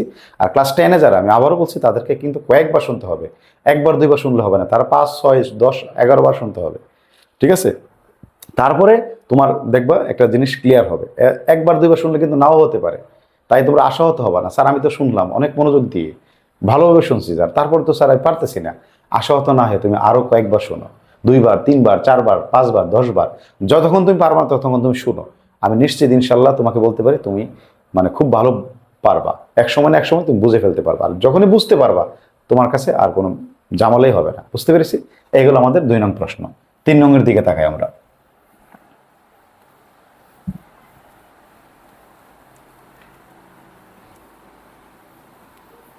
3 নং কি বলছে দেখো, 2 ইনভার্স প্লাস 5 ইনভার্স আবার হোল ইনভার্স, ঠিক আছে? তো 2 ইনভার্স তা আমরা জানি এই যে পাওয়ারে মাইনাস থাকলে কি তাকে নিচে লেখা যায় কিনা। তো এই পাওয়ার 1 দিতে পারি আমরা, দেওয়ার প্রয়োজন নাই। আমরা চেষ্টা করবো না দেওয়া, ঠিক আছে? পাওয়ার 1 লিখি না আমরা। আর যদি বলো না স্যার আমি বুঝতে পারি না প্রথমবার, তাহলে দিয়ে দাও, কিন্তু চেষ্টা করবো না লেখার। প্লাস আর 5 ইনভার্স মানে কত 1/5, তাদের উপর আছে হোল ইনভার্স, আছে কিনা দেখো তো, এইভাবে লিখতে পারি কিনা। তাই 1টা বাদ দিয়ে লিখতেছি, ঠিক আছে? তাহলে এখানে 2টা সংখ্যা, এই 2টা ভগ্নাংশ যোগ আকারে আছে, তাহলে তাদেরকে আমরা লসাগু করবো। এখন আমরা লসাগু যদি করি 10 লসাগু, তাই 2 দিয়ে 10কে ভাগ করলে কত 5, 5 উপরে গুণ করলে 5 হবে, 5 দিয়ে 10কে ভাগ করলে 2, 2 উপরে গুণ করলে 2 হবে। এইটা তো নিয়ম নাকি? তার যোগ করলে কত হয় 7/10 হোল ইনভার্স। হ্যাঁ, আরেকটা বিষয়, নতুন বিষয়, ঠিক আছে? আমি বেসিকের সময় এটা আলোচনা করি নাই, এখন আমি আলোচনা করতেছি, কাজে লাগবে। দেখো আমার কিন্তু ওই সময় মিস হয়ে গেছিল, আমি এখন করে দিতেছি। যদি কোনো ভগ্নাংশের উপর, এটা কিন্তু একটা ভগ্নাংশ, এই যে ভিতরে ব্র্যাকেটের ভিতরের অংশটা 7/10, এটাকে ভগ্নাংশ না? যদি কোনো ভগ্নাংশের উপর যদি মাইনাস পাওয়ার থাকে, পাওয়ারটা যদি মাইনাস আকারে থাকে, তাহলে ভগ্নাংশটাকে উল্টিয়ে দিলে মাইনাস পাওয়ারটা প্লাস পাওয়ার হয়ে যাবে। বুঝতে পেরেছি? যদি কোনো ভগ্নাংশের উপর মাইনাসের কোনো পাওয়ার থাকে, আর আমরা যদি এই ভগ্নাংশটাকে উল্টিয়ে লিখি, মানে হরকে লবে লিখি, লবকে হর, বা নিচেরটাকে উপরে লিখি, উপরেরটাকে নিচে লিখি, তাহলে যে মাইনাস পাওয়ারটা ছিল সে কি হয়ে যাবে প্লাস পাওয়ার হয়ে যাবে। মনে থাকবে? তাহলে আমরা কি উল্টিয়ে লিখলে কি হয় 10/7, তার পাওয়ারটাকে 1, আর মাইনাস থাকবে না, তো 1 পাওয়ার তো 1ই হয়, 10/7, এই তো উত্তর। তো এটা নতুন একটা বিষয় মনে রাখবো আমরা, মানে ভগ্নাংশের উপর মাইনাস পাওয়ার থাকলে তাকে উল্টিয়ে দিলে মাইনাস পাওয়ারটা প্লাস পাওয়ার হয়ে যায়। হ্যাঁ, প্লাস কিন্তু 2 থাকলে, পাওয়ার 2 থাকলে 2 লিখতাম আমরা, 3 হলে 3 লিখতাম, 100 হলে 100 লিখতাম, শুধু মাইনাসটা লিখি নাই। কথা ক্লিয়ার? এটা মাথায় রাখবো আমরা। এইগুলো 3 নাম্বার। 4 নাম্বার দেখি আমি, সবাই খাতায় 4 নাম্বার তুলে ফেলো এবং তোমরা পরের লাইনটা করে তারপরে স্যারের ভিডিওটা দেখো, কাজে লাগবে। 4 বলছে 2a inverse plus 3b inverse whole inverse. এখানে এই অঙ্কটা অধিকাংশ স্টুডেন্টরা ভুল করে। ভুলটা কি করে? তারা মনে করে এই যে ইনভার্সটা বুঝি 2a সবার উপর আছে, দুইটার উপর আছে। না, একটু ক্লিয়ারলি চিন্তা দেখে তো, খালি চোখে দেখলে আমরা কি দেখতেছি? এই ইনভার্সটা আছে এর উপর, 2-র উপর না। এটাই সত্য। আমরা যদি এই 2a-র উপর ব্র্যাকেট দিয়ে যদি বাইরে থাকতো তাহলে সবার উপর, যেমন এই যে মাইনাস ইনভার্স, এটা সবার উপর আছে। বুঝতে পেরেছি? তাহলে ব্র্যাকেটের বাইরে কোনো পাওয়ারটা সবাইকে বোঝায়। এছাড়া যদি ব্র্যাকেট ছাড়া যদি আমরা কোনো পাওয়ার লিখি তাহলে যার উপর পাওয়ার শুধু তাকে বোঝায়, মনে থাকবে? তাহলে এখানে এই পাওয়ারটা কার উপর? এর উপর, তাহলে একে বোঝাবে, শুধু এর পাওয়ার হিসাবে হবে। এই পাওয়ারটা কার উপর আছে? -1 বির উপর, তাহলে শুধু বি বোঝাবে, অন্য কোনো ক্ষেত্রে হবে না। তাহলে এখানে যদি মাইনাস পাওয়ারটা প্রয়োগ করি কি হয়? 1/a। এখানে মাইনাস পাওয়ারটা প্রয়োগ করলে কি হয়? 1/b, হয় কি না? ইনভার্স। তাহলে এখানে তাদের লসাগু কি হবে? ab। তাহলে এখানে হবে কি? 2b, আর এখানে হবে কত? 3a, হয় কি না? বলো। আশা করি লসাগু তোমরা পারো। এই যে ab, হর ab কে লিখলাম, এখানে ab এর মধ্যে a আছে তাই বিটা নাই, b উপরে গুণ করলাম, তাদের সাথে গুণ করলাম 2b। এখানে a নাই তাই a দা গুণ করলাম 3a। এটা একটা ভগ্নাংশ কিনা? একটু আগে আলোচনা করছিলাম, যেহেতু পাওয়ারটা মাইনাস, তাহলে এটা ভগ্নাংশের উপর মাইনাস পাওয়ার, তাহলে এই ভগ্নাংশটাকে উল্টিয়ে দাও। একটু সাজিয়ে লিখি আমরা, 3a + 2b উপর হচ্ছে ab, তাহলে পাওয়ারটা কি হয়ে যাবে? পজিটিভ হয়ে যাবে না? তাহলে ইচ্ছা করলে না লিখলে পারি, ডাইরেক্ট লিখতে পারি আমরা। তাহলে আমাদের উত্তরটা কি হবে? ab/3a + 2b। এই হয়ে গেল, এটাই উত্তর। বুঝতে পেরেছি? হ্যাঁ, তারপর হচ্ছে 5 নাম্বার। 5 নম্বর কি বলছে দেখো। 5 নম্বর বলছে a² b inverse a inverse to b whole square. Inverse না কিন্তু, ঠিক আছে, হোল স্কোয়ার দেওয়া আছে। তো যাদের উপর যে মাইনাস পাওয়ার আছে তাদেরকে আমরা লিখে ফেলি। যেহেতু বির উপর মাইনাস পাওয়ার, তো বিটা কোথায় যাবে? নিচে। আর এখানে এর উপর মাইনাস পাওয়ার, সে কোথায় যাবে? উপরে। তা আগে যারা পজিটিভ আছে, হ্যাঁ, যাদের পাওয়ার ধনাত্মক তাদেরকে আমরা আগে লিখি। তো এখানে দেখো এ আছে, তা আমরা একে লিখলাম। হ্যাঁ, আর এখানে দেখো নিচে একটা এর উপর পাওয়ার কি আছে? মাইনাস। তাহলে তার অবস্থান পরিবর্তন যদি উপরে নিয়ে যায় তাহলে সে প্লাস হয়ে যাবে, হয় কি না? আবার বি উপর একটা মাইনাস আছে, তাকে নিচে আনতে হবে। আর একটা বি নিচে আছে, একটু চিন্তা করো, সময় নিয়ে চিন্তা করো। ওই যে মাইনাস পাওয়ারের যে অংশটা, মাইনাস পাওয়ার থাকলে তার অবস্থান পরিবর্তন করতে হয়। যদি অবস্থান পরিবর্তন করি, মাইনাস পাওয়ারটা প্লাস পাওয়ার হয়ে যায়। এই দেখো এখানে a ইনভার্স 2, a² কত? -2। তাহলে এই a কে আমরা কোথায় লিখলে প্লাস প্লাস হয়ে যাবে? পাওয়ারটা উপরে লিখলে, তাই উপরে লিখলাম। আর আগের দিকে তো একটা উপরে ছিল। আবার এখানে বি ইনভার্স মানে বির পাওয়ার মাইনাস, তাহলে তাকে নিচে লিখলে সে প্লাস হয়ে যাবে, তাই নিচে লিখলাম। আর একটা বি ছিল নিচে, হয়েছে কিনা? এখন দেখো কি হয়। a² কত হয়? a⁴, আর বি গুণ করলে b², তাদের উপর আবার হোল স্কোয়ার আছে। এই স্কোয়ারটা সবার, তো সবাইকে যদি অ্যাপ্লাই করি আমরা, পাওয়ার পরে গুণ করতে হয় 8, আর এখানে গুণ করলে কি হয়? 4। এটি উত্তর, ঠিক আছে। তারপর আমরা 6 নং দিকে তাকাই। তোমরা এই অংশটা একটু ভালোভাবে খেয়াল করো, ঠিক আছে? আশা করি তোমরা দেখলে তোমরা পারবা। তারপর 6 নং দেখো কি বলছে। Root x inverse y into root y inverse z root z inverse x, এটা দেওয়া আছে আমাদের, ঠিক আছে। তাহলে যাদের পাওয়ার মাইনাস তাদেরকে আমরা নিচে লিখে ফেলি। তাহলে ও লিখতে পারি y/x, লেখা যায় কিনা? রুট z/y, এটাকে লেখা যায় x/z। দেখো কাদেরকে নিচে লিখেছি? যাদের পাওয়ারে মাইনাস। আর যেহেতু পাওয়ার 1 তাই আমরা লিখলাম না, এটা তো আগে বলে দিলাম। তো যেহেতু সবাই রুট আকারে আছে, গুণ আকারে, তো আমরা একটা রুট দিতে পারি কিনা? যেহেতু গুণ আকারে আছে তাই সব 3টা রুটকে আমরা একটা রুটের মধ্যে লিখতে পারি y/x, z/y এবং x/z। তাহলে দেখো তো x কাটা, z কাটা, y কাটা, কি রয়ে গেল? 1। তো রুট 1-এ কত হয়? 1। এটাই উত্তর। আশা করি পারবো, এটা সহজ অঙ্ক ছিল। তারপরে 7 নং প্রশ্নের দিকে তাকাই।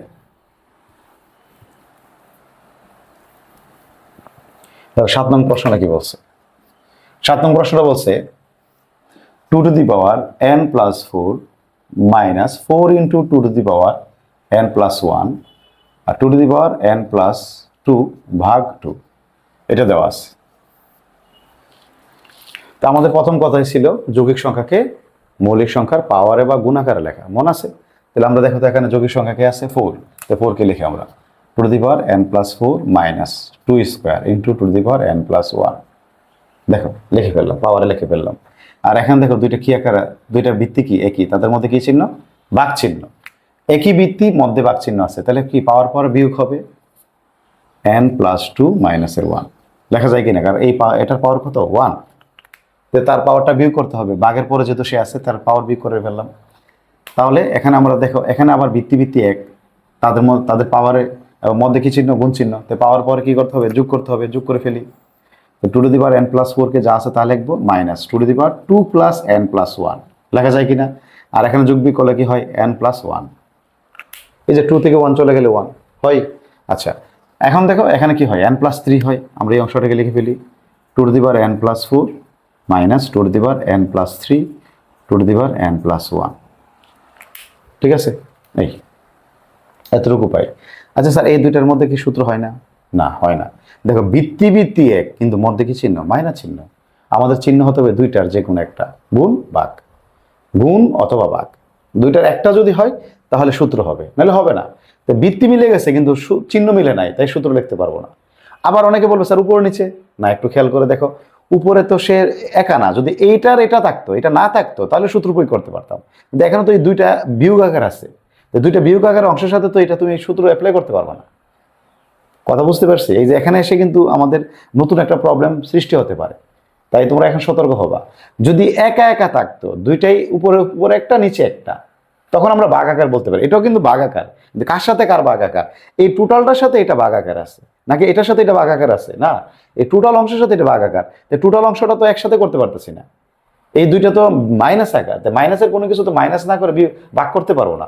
আমাকে যদি বলে যে আপনি এটাকে, এটা কি করবেন বলেন তো? মানে 2 আর এখানে 3, আচ্ছা এখানে 2 দিলাম। আচ্ছা তুমি কি এখন ভাগ করতে পারবা? তুমি কি করবো বলো তো? এই অঙ্কটা তুমি কি করবো বলো? উত্তর দাও। তুমি বলো স্যার আমি তো আগে বিয়োগ করবো, 8 থেকে 2 বিয়োগ করে 6 লিখবো, তারপরে ভাগ করবো।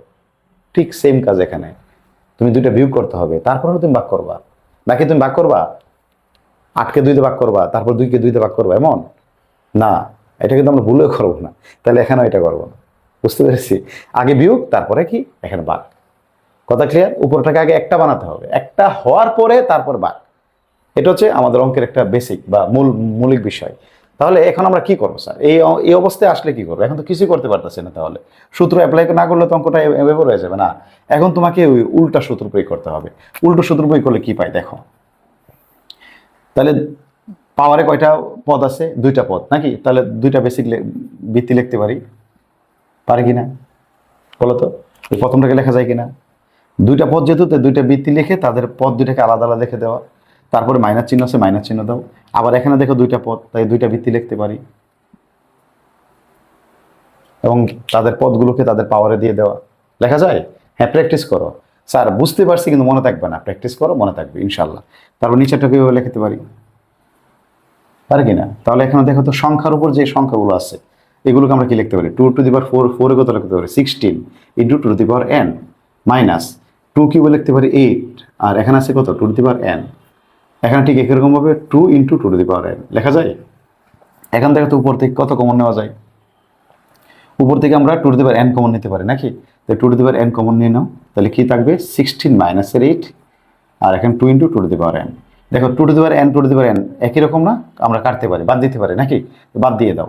বাদ দিলে কত? 16 থেকে 8 চলে গেলে কত? 8, আর নিচে হচ্ছে কত? 2, ভাগ করলে কত হবে? 4। এটাই উত্তর। বলো বুঝতে পারছি কিনা? আমরা এই অবস্থায় কিন্তু কিছু করতে পারতেছিলাম না, তাই আমরা কি করলাম? আমরা উল্টো সূত্র প্রয়োগ করলাম। উল্টো সূত্র প্রয়োগ করে এই লাইনটা পাই। এই লাইনটা ভেরি ভেরি ইম্পর্টেন্ট, একটু ভালোভাবে তাকাও। তারপর আমরা কি করলাম? 2 টু দি পাওয়ার 4 কে 16 লিখতে পারি, লিখলাম। 2 কিউবকে আমরা 8 লিখতে পারি, 8 লিখলাম। আর 2 টু দি পাওয়ার 1 কে আমরা 2 লিখতে পারি। তারপর এখান থেকে আমরা দেখো এটাতেও 2 টু দি পাওয়ার n আছে, এখানে 2 টু দি পাওয়ার n আছে, তাই আমরা এই দুইটা থেকে আমরা 2 টু দি পাওয়ার n কে আলাদা করে ফেললাম, মানে কমন নিয়ে গেলাম। তো রয়ে গেলে কত? 16 মাইনাসের 8। তো 16 মাইনাস 8 আমরা বিয়োগ করলে কত পাই? 8 পাই। আর two to the power n নিচেও আছে, উপরেও আছে, তাই কাটাকাটি করা যায়। করা যায় তো, নাকি? বাতিল হয়ে যাবে। তো 8 কে 2 দিয়ে ভাগ করলে কত হবে? 4 হবে। এই হলো উত্তর। এগুলো আমাদের 7 নং প্রশ্ন উত্তর। এই 7 নং এবং 8 নং কিন্তু ভেরি ভেরি ইম্পর্টেন্ট, ঠিক আছে? তো 7 নং প্রশ্নটা মনে রাখার চেষ্টা করবা, প্রায় সময় সংক্ষিপ্ত অথবা ক নাম্বারে আসে। 8 নং প্রশ্নটা দেখি, এটা বড় প্রশ্ন আকারে আসবে এবং এটা অনেকগুলো সংখ্যা দিয়ে আসে। এখানে তোমার 3 দেওয়া আছে না, তুমি পাবা 5 দিয়ে পাবা, 7 দিয়ে পাইবা এটাকে, ঠিক আছে, 4 দিয়ে পাবা। তো অনেকগুলো সংখ্যা দিয়ে কিন্তু এটা আসে, তাই আমরা অঙ্কটা একটু মনে রাখবো। যদি 3 দিয়ে পারি তাহলে সকল সংখ্যা দিয়ে পারবো।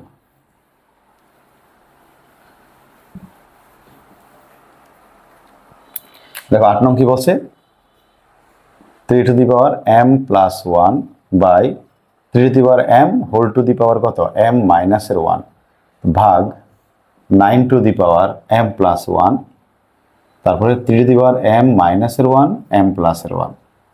প্লাসগুলোকে স্পষ্ট উপরে লিখবা, ঠিক আছে, যাতে বরাবর না হয়। এখন দেখো আমাদের 4টা অংশ, এখানে একটা, এখানে একটা, এখানে একটা, এখানে একটা, 4টা অংশ আছে। আমরা একটু তাদেরকে এককভাবে আগে কাজগুলো করে ফেলি। তো প্রথম যেটা আছে এটা কিছু করা যায় না, কিন্তু এখন দেখো এটাও পাওয়ার এটাও পাওয়ার, দুইটাই পাওয়ার, তে গুণ করতে হবে। তো গুণ করে ফেলি, m এর সাথে m গুণ করলে m স্কোয়ার, আর 1 এর সাথে গুণ করলে কত হয় m। দেখো পাওয়ার পরে গুণ করতে হয়, m পাওয়ার m মাইনাস 1ও পাওয়ার, তো গুণ করে ফেললাম m স্কোয়ার মাইনাস m, হয় কি না? আচ্ছা, ভাগ। আমরা বলছিলাম যৌগিক সংখ্যাকে পাওয়ার মৌলিক সংখ্যার পাওয়ারে লিখতে হয়। তো 9কে কি লেখা যায় 3 স্কোয়ার, তার বাইরে পাওয়ার কত আছে m প্লাসের 1, বলে লিখতে পারি কিনা? কারণ 9 তো একটা যৌগিক সংখ্যা, তাকে মৌলিক সংখ্যা আকারে লিখতে হবে পাওয়ারে, তাই তাকে 3 স্কোয়ার লিখতে পারি। আর এখন দেখো এটাও একটা পাওয়ার এটাও একটা power, m minus 1 m plus 1। দেখো দেখতে কিন্তু a plus B into a minus B সূত্রের মতো না? আমরা যদি পড়ি a plus B a minus B, তো a plus B into a minus B কত a square minus B square, তাহলে আমরা লিখতে পারি কত a square minus B square. ইচ্ছা করলে 1 এর উপর স্কোয়ারটা না দিলেও পারি আমরা। দেখো লিখতে পারি কিনা, এই লাইনটা বুঝছো কিনা একটু সময় নিয়ে দেখো। যদি বুঝতে পারো তাহলে দেখো এই দুইটা ভাগ আকার আছে কিনা, তাহলে এই দুইটাকে সূত্র প্রয়োগ করি আমরা। তাহলে প্রথম উপরের পাওয়ার থেকে নিচের পাওয়ারটা বিয়োগ করা, এই যে উপরের পাওয়ারটা লিখলাম, এখন নিচের পাওয়ারটাকে বিয়োগ করবো, যেহেতু নিচে দুইটা পাওয়ার, যেহেতু বিয়োগ করবো আমরা, তাহলে চিহ্ন পরিবর্তন হবে।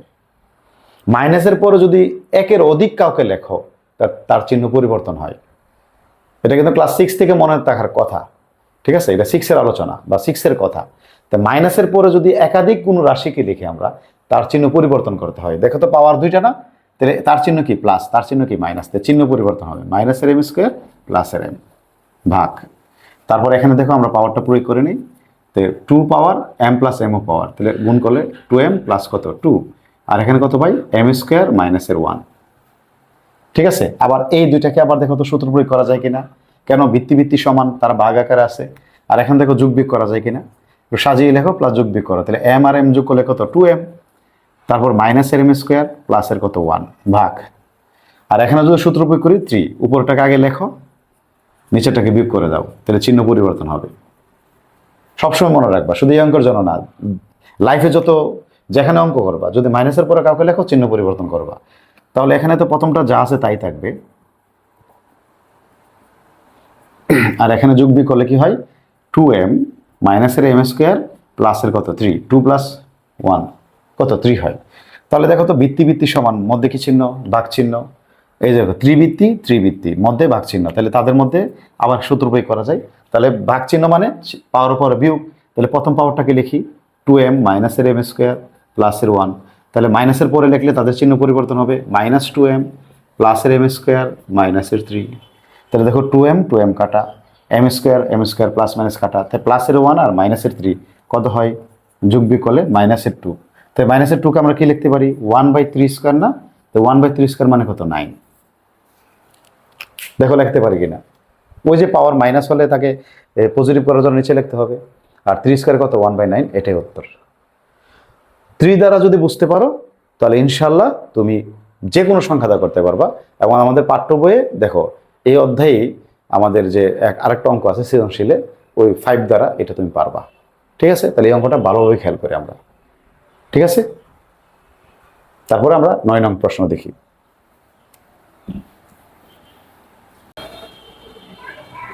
পরবর্তী 9 থেকে 15 বলছে প্রমাণ করার জন্য, ঠিক আছে? তাহলে প্রমাণ করার মানে কি, ডান পক্ষ বা বাম পক্ষ সমান দেখানো। তো আমরা 9 নংয়ের লেফট হ্যান্ড সাইড লিখে ফেলি। তো 9 নংয়ের লেফট হ্যান্ড সাইড কি দেওয়া আছে, 4 টু দি পাওয়ার n মাইনাসের 1 by 2 to the power n মাইনাসের 1। তো আমরা বলছিলাম যৌগিক সংখ্যাগুলোকে মৌলিক সংখ্যার পাওয়ারে লেখা, তো আমরা লিখে ফেলতে পারি টু স্কোয়ার, তারপর উপরে whole to the power n মাইনাসের 1, two to the power n মাইনাসের কত 1 লিখতে পারি কিনা? 4কে আমরা 2 স্কোয়ার লিখতে পারি। দেখো এখন আমরা যে কাজটা করব, দুইটাই কিন্তু পাওয়ার, ঠিক আছে? এই যে দেখো 2ও পাওয়ার আবার nও পাওয়ার। এখন আমরা এই পাওয়ার দুটোকে বিনিময় করব, nটাকে ভিতরে লিখবো আর 2টাকে বাইরে লিখবো, মানে এভাবে লিখবো, এভাবে লিখবো, লেখা যায় কিন্তু n2 যে গুণ করলে যা হবে 2n গুণ করলে কিন্তু তাই হবে। গুণের ক্ষেত্রে অদল বদল করলে কিন্তু মানে কোনো মানের কোনো পরিবর্তন হয় না। তা আমাদের সুবিধার জন্য আমরা একটু একটু অদল বদল করে লিখবো। আমরা লিখতে পারি two to the power n whole square মাইনাসের কত 1, আর নিচে হচ্ছে two to the power n মাইনাসের 1। তাহলে এখানে কি সূত্র হলো? পুরোটা a square minus B square, এখানে ইচ্ছা করলে আমরা কি স্কোয়ার দিতে পারি, a square minus B square.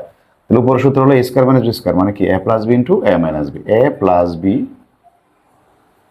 a minus b, আর নিচে হচ্ছে two to the power n মাইনাসের 1। তো এটাকে ব্র্যাকেট যদি দিই, দেখো দুইটা অংশ কিন্তু সেম মিলে গেল, কাটা, তো কাটতে পারি, কি রয়ে গেল? Two to the power n প্লাসের কত 1। এটাই আমাদের রাইট হ্যান্ড সাইড। বুঝতে পেরেছি? আমরা এখানে 4টাকে ভেঙে লিখলাম 2 স্কোয়ারে, তারপর আমরা পাওয়ারটাকে একটু বিনিময় করলাম, তারপর তাহলে কি হলো? a square minus B square সূত্র হলো, আমরা লিখে ফেললাম a plus B into a minus B, নিচের অংশের সাথে মিলে যাওয়ার কারণে কেটে ফেললাম, রয়ে গেল two to the power n প্লাসের 1, এবং এটাই আমাদের রাইট হ্যান্ড সাইড। এই যে রাইট হ্যান্ড সাইড। এই হলো আমাদের 9 নং প্রশ্ন। তারপরে আমরা দেখব 10 নং যে প্রশ্নটা আছে। 10 নংটা তুলে ফেলি, এটাও প্রমাণ করতে হবে।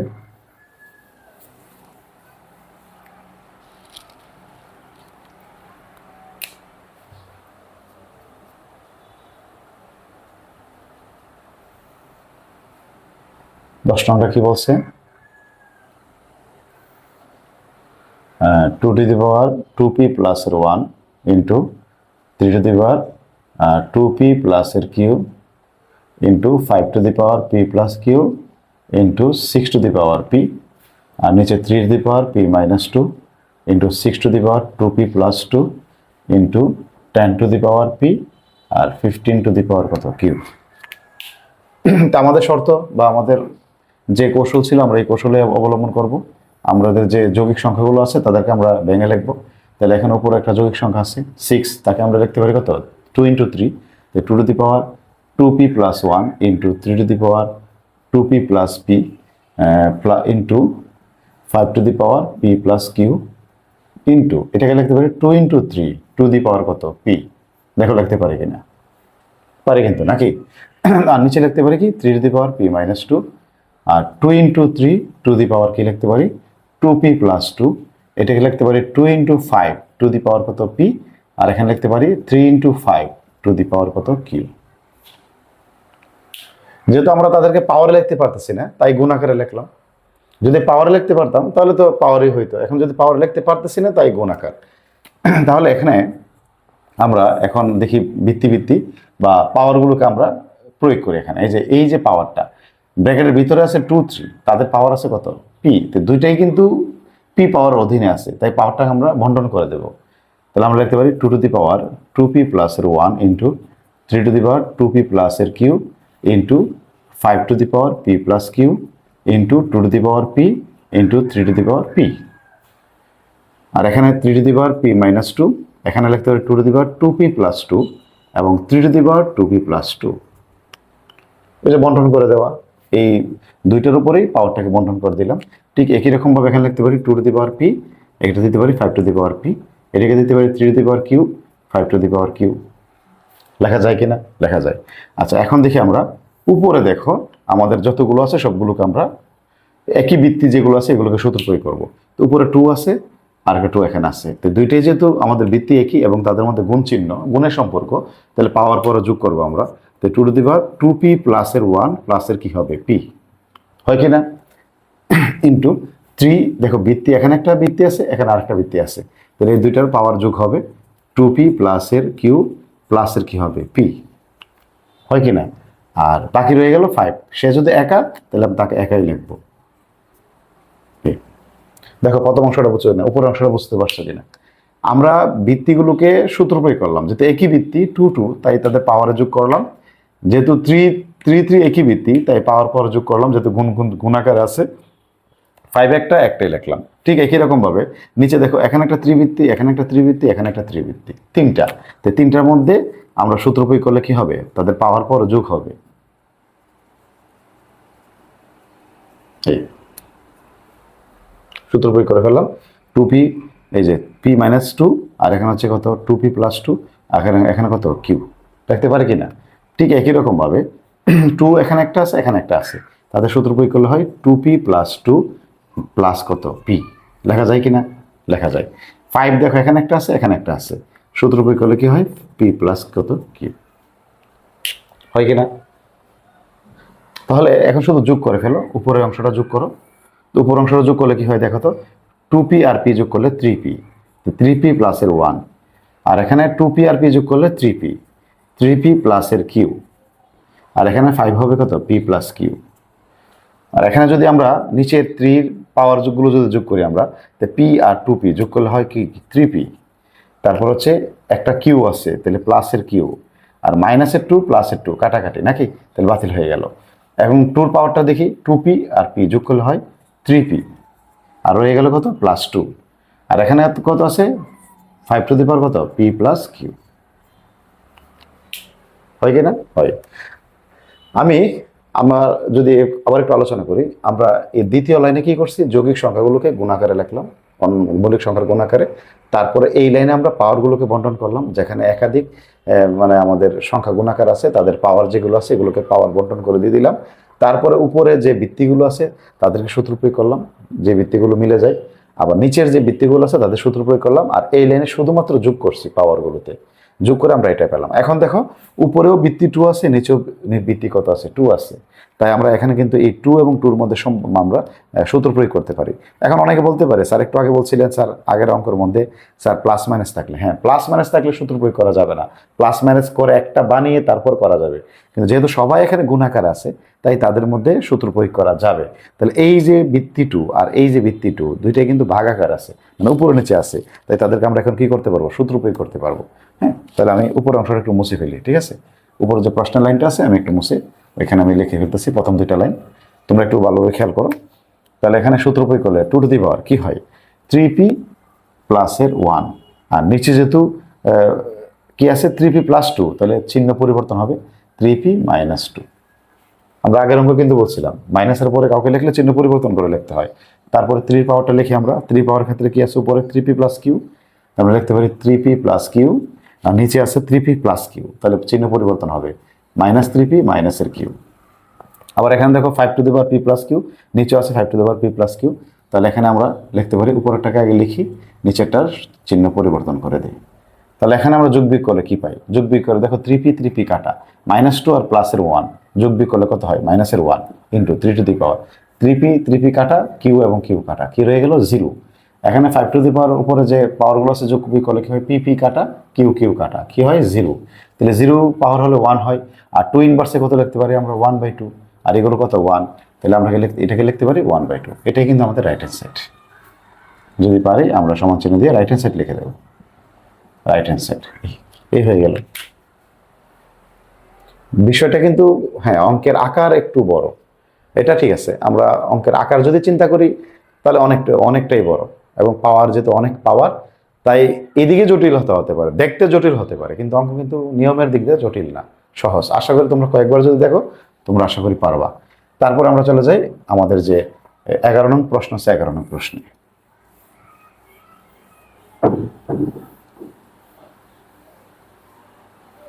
দেখো 11 নং প্রশ্নে কি বলছে?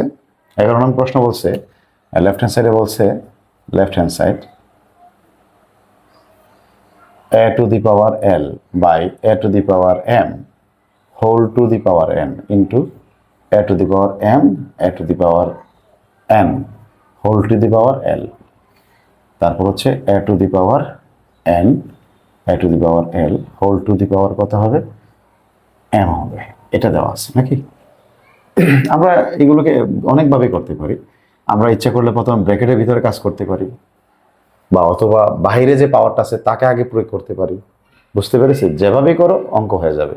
আমরা আগে বাইরের পাওয়ারটা প্রয়োগ করে তারপর সূত্র প্রয়োগ করতে পারি, অথবা ভিতরের সূত্র প্রয়োগ করে বাইরের পাওয়ারটা প্রয়োগ করতে পারি, যার যেমন খুশি। তো আমরা ভিতরের পাওয়ারটা আগে প্রয়োগ করি, যেহেতু ভিত্তি ভিত্তি সমান, তাহলে পাওয়ার পরে কি করতে হবে? যেহেতু বাঘ আকার আছে, বিয়োগ করতে হবে নাকি? বিয়োগ করে ফেললাম, এন আছে বাইরে দিয়ে দিলাম। এখানে ঠিক একই রকম ভিত্তি ভিত্তি সমান, বাঘ আকার আছে, তাহলে পাওয়ারে বিয়োগ করতে হবে, বাইরের পাওয়ার হচ্ছে এল। আবার এখানে ভিত্তি ভিত্তি সমান, পাওয়ার পাওয়ারে বিয়োগ করতে হবে, আর বাইরের পাওয়ারটা কত? এম দিয়ে দিলাম। এখন বাইরের পাওয়ারের সাথে ভিতর পাওয়ার গুণ করে ফেলি, তাহলে L N minus M N, এখানে হবে কত? L M minus L N into এখানে হবে কত? M N minus L M. তাহলে এখানে আমরা যেহেতু তিনটার ভিত্তি একই, গুণাকার আছে, তাহলে যোগ করে ফেলি। এল এন মাইনাসের M N plus L M মাইনাসের L N plus M N মাইনাসের এল এম। তাহলে দেখি এল এন এখানে প্লাসের আর এর হচ্ছে মাইনাসের, কাটা। এখানে মাইনাসের এম এন, এটা প্লাসের এম এন, কাটা। এটা প্লাসের এল এম, এটা হচ্ছে মাইনাসের এল এম, কাটা। তাহলে কি রয়ে গেল? এটা দিবে জিরো। জিরো মানে কত? 1। তাহলে এটাই আমাদের রাইট হ্যান্ড সেট। আশা করি বুঝতে পেরেছি, ঠিক আছে? আমি আবারও বলছি, প্রথমে কিন্তু আমরা পাওয়ার গুণ করেও কিন্তু কাজটা করতে পারতাম, পাওয়ার গুণ করলেও আমাদের অঙ্ক মিলে যাবে, ঠিক আছে? এই হলো আমাদের 11 নং প্রশ্ন। এখন আমরা 12 নং প্রশ্নের দিকে দেখাই, বা তুলে ফেলি আমরা খাতায়। দেখো 12 নং কি বলছে। 12 নং বলছে a to the power p plus q by a to the power 2r into, cross চিহ্ন দেওয়া আছে, a to the power q plus r by a to the power 2p into a to the power r plus p by a to the power 2q। তো এখন আমরা প্রত্যেকটা যদি আলাদা আলাদা আলাদা সূত্র প্রয়োগ করি, আলাদা সূত্র প্রয়োগ করলে কি হয় দেখো, এ টু দি পাওয়ার কত?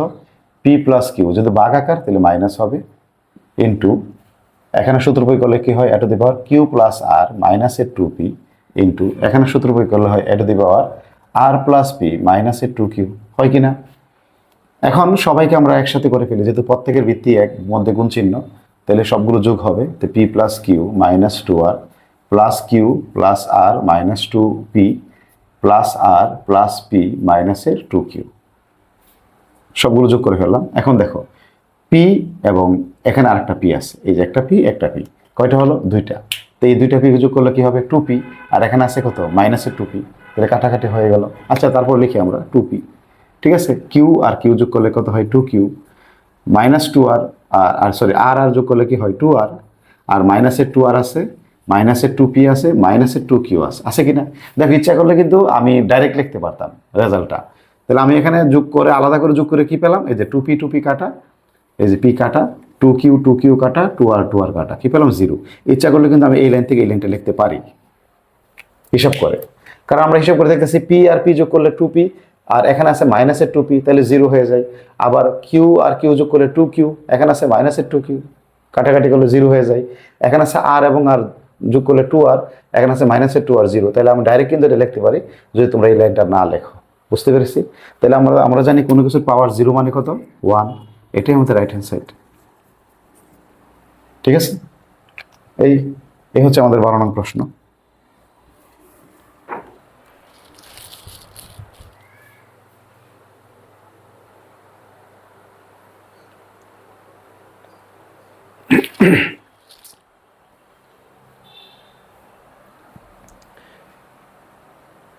তাহলে 13 নংয়ের আমরা লেফট হ্যান্ড সাইড লিখে ফেলি।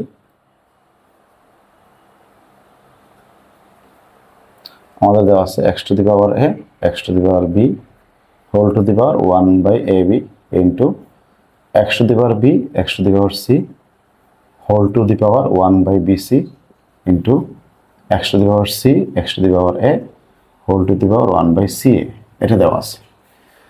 তাহলে এখানে ঠিক আগের মতন ব্র্যাকেটের ভিতরে যদি সূত্র প্রয়োগ করি, বা আমরা ইচ্ছা করলে বাইরে করতে পারি, আমাদের ব্যক্তিগত বিষয়। ব্র্যাকেটের ভিতরে করলে কি হয়? x to the power a minus b, ঠিক আছে? বাইরে আছে কত? 1/ab ইন্টু ভিতরে করলে x to the power b minus c, whole to the power 1/bc into x to the power c মাইনাসের a, বাইরে আছে 1/ca, ঠিক আছে? তারপরে আমরা কি করব? এই যে পাওয়ারটা এখানে আমরা গুণ করে দেব। গুণ করলে কি পাই? a minus b by ab। আমরা যারা বুঝতেছি না তারা একটু খেয়াল করো, এ মাইনাস বি কিন্তু পাওয়ারটা উপরে, আর এ বি এটা আছে নিচে, তাই উপরের সাথে উপরে গুণ হবে, এ মাইনাস বির সাথে 1 এর গুণ হবে এ মাইনাস বি, বাই কি হয়ে যাবে এ বি। তাহলে উপরের অংশের সাথে উপরের অংশ গুণ, মানে গুণের যে সাধারণ নিয়ম। তারপর এখানে কি আছে, x to the power b minus c by b c, এখানে হবে x to the power c minus a by c a. তাহলে দেখো তো সবার ভিত্তি একই এবং তারা গুণ আকারে আছে, তাহলে পাওয়ার পাওয়ার যোগ হবে। তাহলে a minus b by a b plus b minus c by b c plus c minus a by c a. ঠিক আছে, আমরা যোগ করে ফেললাম। এখন পাওয়ারটা একসাথে করার জন্য আমরা লসাগু সাহায্য নেব। তো লসাগু হবে কি এ বি সি। তাহলে এখানে এ বি আছে কিন্তু কে নাই, সি নাই, তো সি উপরে গুণ করতে হবে। তো A C minus B C নাকি, এখানে আছে বি সি কিন্তু এ নাই, তাহলে উপরে এ গুণ করে দাও। তো এ বি মাইনাস কি হবে এ সি, এখানে বি নাই, তাহলে উপরে বি গুণ করো, প্লাসের বি সি মাইনাসের কি হবে এ বি। এখন দেখি আমরা যোগ বিয়োগ করতে পারি কিনা। তাহলে এসি প্লাসের এসি মাইনাসের কাটা, মাইনাসের বিসি প্লাসের বিসি কাটা, প্লাসের এবি মাইনাসের এবি কাটা, তাহলে উপরে কি রইলো জিরো। তাহলে x to the power zero, আর নিচে হচ্ছে কি এ বি সি। তাহলে কোনো জিরোকে যদি আমরা যে কোনো দিয়ে কিছু ভাগ করি কি হবে জিরো, তাহলে কোনো কিছু পাওয়ার জিরো মানে কত 1, এটাই আমাদের রাইট হ্যান্ড সাইড। ঠিক আছে, আশা করি আমরা বুঝতে পারছি। তাহলে আমরা 14 নং প্রশ্নটি লিখে ফেলি। এগুলো একই ধরনের প্রশ্ন, ঠিক আছে। তোমরা জাস্ট এখানে আমাদের যে দুইটা সূত্র আছে, গুণের এবং ভাগের, দুইটা সূত্র অ্যাপ্লাই করা, আর কিছু না। 14 নং প্রশ্নটা লিখে ফেলি আমরা। 14 নং কি বলছে, x to the power A by x to the power B whole to the power A plus B into x to the power B by x to the power C whole to the power B plus C, x to the power C by x to the power A whole to the power C প্লাসের A. তো ঠিক একই রকম আগের অঙ্কের মতন আমরা সূত্র প্রয়োগ করলে কি পাই, x to the power a minus b, বাহিরে আছে কত এ প্লাস বি, এখানে আছে x to the power b minus c, বাহিরে হচ্ছে b plus C, x to the power c মাইনাসের এ, বাহিরে হচ্ছে কত সি প্লাসের এ। এখন পাওয়ার পরে গুণ করি আমরা, তাহলে a minus b R A plus B, A plus B into A minus B কি হয় এ স্কোয়ার মাইনাস বি স্কোয়ার। ঠিক একই রকম ভাবে এ প্লাস বি ইন্টু এ মাইনাস বি হয় এ স্কোয়ার মাইনাস বি স্কোয়ার। আবার এটাকে এ প্লাস বি ইন্টু এ মাইনাস বি সূত্রের মতো লিখলে কি লিখতে পারি এ স্কোয়ার মাইনাস বি স্কোয়ার। ঠিক আছে, একটা প্লাস একটা মাইনাস, তাহলে এ plus B into A minus B A square minus B square. তাহলে সবাই আবার ভিত্তি একই গুণাকার আছে, তাহলে পাওয়ার যোগ করতে হবে এ স্কোয়ার মাইনাস বি স্কোয়ার প্লাসের বি স্কোয়ার মাইনাসের সি স্কোয়ার প্লাসের সি স্কোয়ার মাইনাসের এ স্কোয়ার। ঠিক আছে, তাহলে আমরা দেখো এই স্কোয়ার কাটতে পারি, এই বি স্কোয়ার কাটতে পারি, সি স্কোয়ার কাটতে পারি, তাহলে রয়ে গেলে কত জিরো, আর কোনো কিছুর পাওয়ার জিরো মানে কত 1, এটাই আমাদের রাইট হ্যান্ড সাইড। এই হলো আমাদের 14 নং। তারপর আমরা 15 রঙে চলে যাই। 15 রঙে কি বলছে দেখো,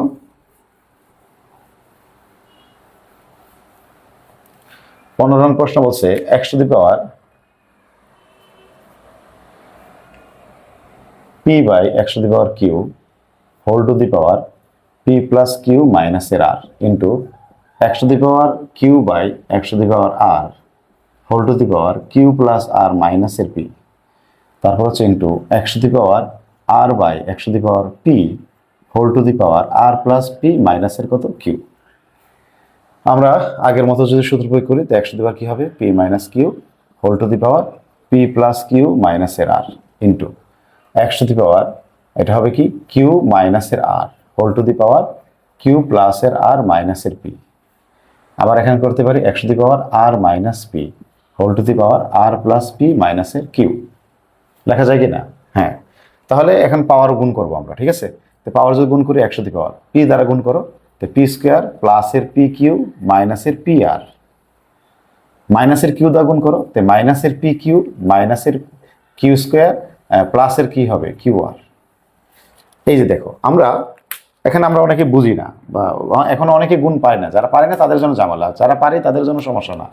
আমরা প্রথম পি দ্বারা দেখো তাদের সাথে গুণ করলাম, আমরা পেলাম এই অংশটা। ঠিক আছে কিনা?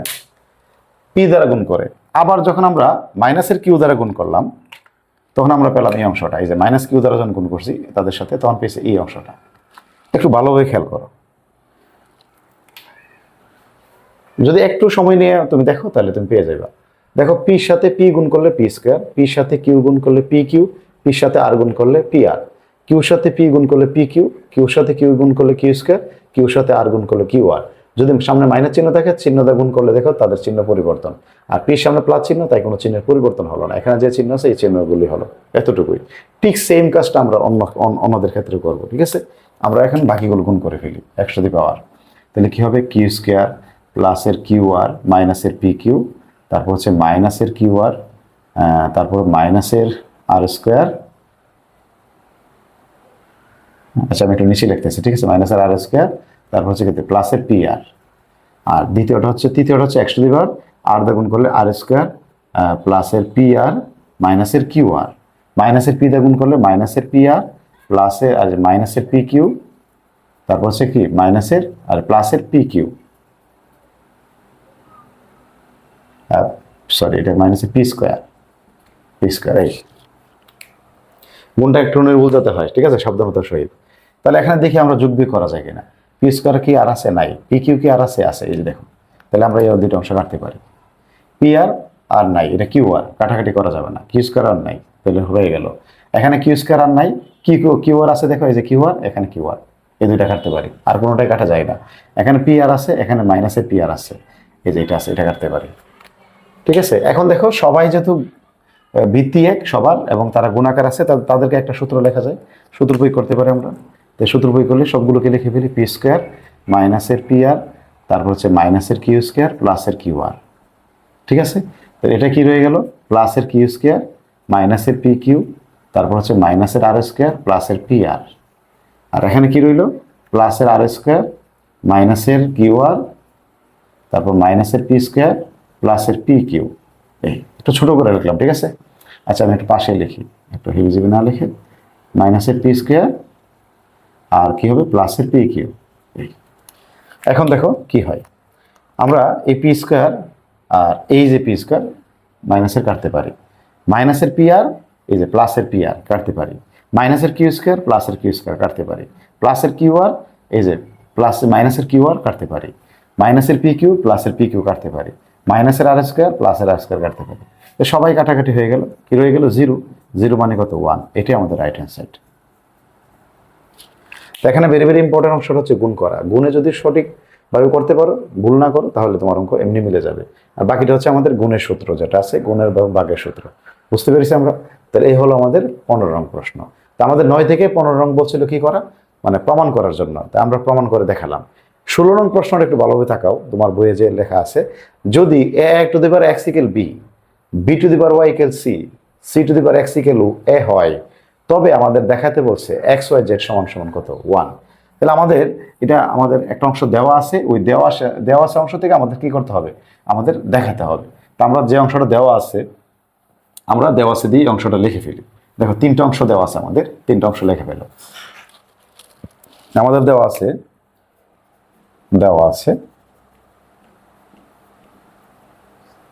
a to the power x সমান সমান কত? b, b to the power y সমান সমান c, আর C to the power X সমান সমান কত? এ। এই 3টা অংশ দেওয়া আছে। বুঝতে পেরেছি? এখন আমরা যে কোনো একটাকে ধরে কাজ করতে পারি।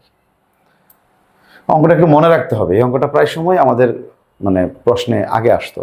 এখন যদি তোমাদের নতুন মানবন্টন সংক্ষিপ্ত প্রশ্ন যদি তোমাদের আলাদাভাবে আসে, তাই সংক্ষিপ্তর জন্য কিন্তু এটা ভেরি ভেরি ইম্পর্টেন্ট। এটা প্রায় সময় আগে সৃজনশীলে ক নাম্বারে আসতো। বুঝতে পেরেছি? আর এখন যদি সংক্ষিপ্ত আলাদা প্রশ্নই আছে আমাদের, তাহলে আসার সম্ভাবনা আরও বেশি। তাই প্রশ্নটা আমি একটু কষ্ট করে মনে রাখবো।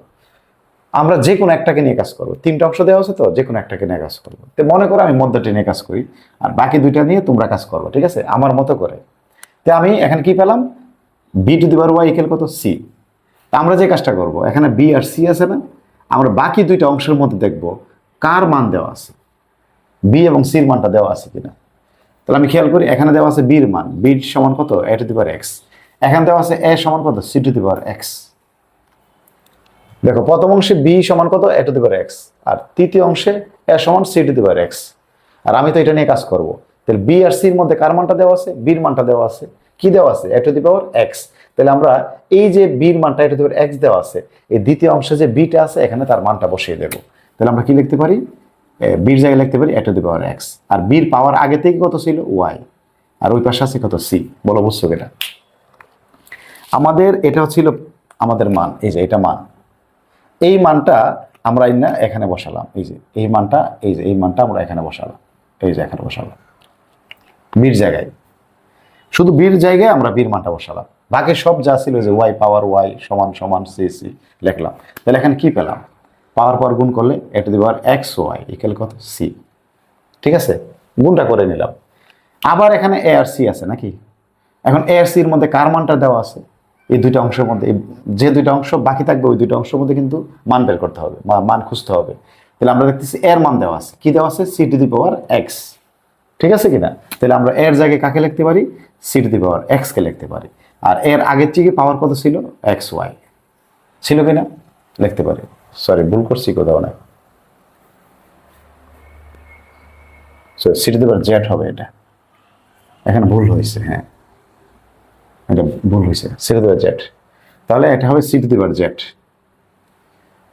তাহলে c to the power z, আমরা এর জায়গায় c to the power z কে লিখলাম, এর যে মানটা, আর এর পাওয়ার আগেই ছিল এক্স ওয়াই লিখলাম, আর ওই পাশে আছে কত সি লিখে দিলাম। ঠিক আছে, তাহলে আমরা এখানে পাওয়ারগুলো গুণ করলে কি পাই, এক্স ওয়াই জেড ইকুয়াল কত সি। হ্যাঁ, এখানে সির পাওয়ার কিন্তু মনে মনে কত আছে, ওয়ান আছে কিনা, না থাকা মানে কত ওয়ান। তাহলে উভয় পক্ষ থেকে যদি এখন আমরা ওই যে আমাদের লাস্টে যে দুইটা সূত্র লিখে দিয়েছিলাম স্যারে, যে যদি ভিত্তি সমান হয় দুই পক্ষে তাহলে পাওয়ার সমান, আর যদি পাওয়ার সমান হয় তাহলে ভিত্তি সমান লেখা যায়। তাহলে এখানে আমরা কি লিখতে পারি বলতো, এই যে দেখো তো আমাদের মানে ভিত্তি সমান কিনা, এই যে ভিত্তি সমান। ঠিক আছে, তাহলে আমরা কি করতে পারি, পাওয়ার সমান লিখতে পারি। আমরা লিখতে পারি সুতরাং এক্স ওয়াই জেড ইকুয়াল কত ওয়ান। এটাই হচ্ছে আমাদের আনসার, এবং এটাই দেখাতে বলছি।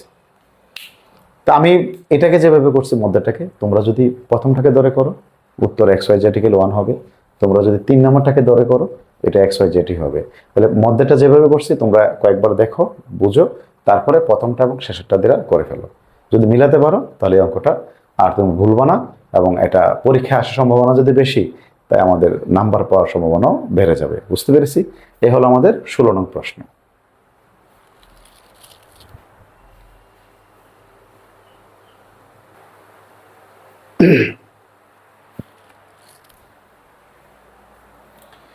আমাদের 17 থেকে 20 পর্যন্ত বলছে সমাধান করার জন্য। তো সমাধান করা মানে হচ্ছে চলকের মান বের করা, মনে থাকবে।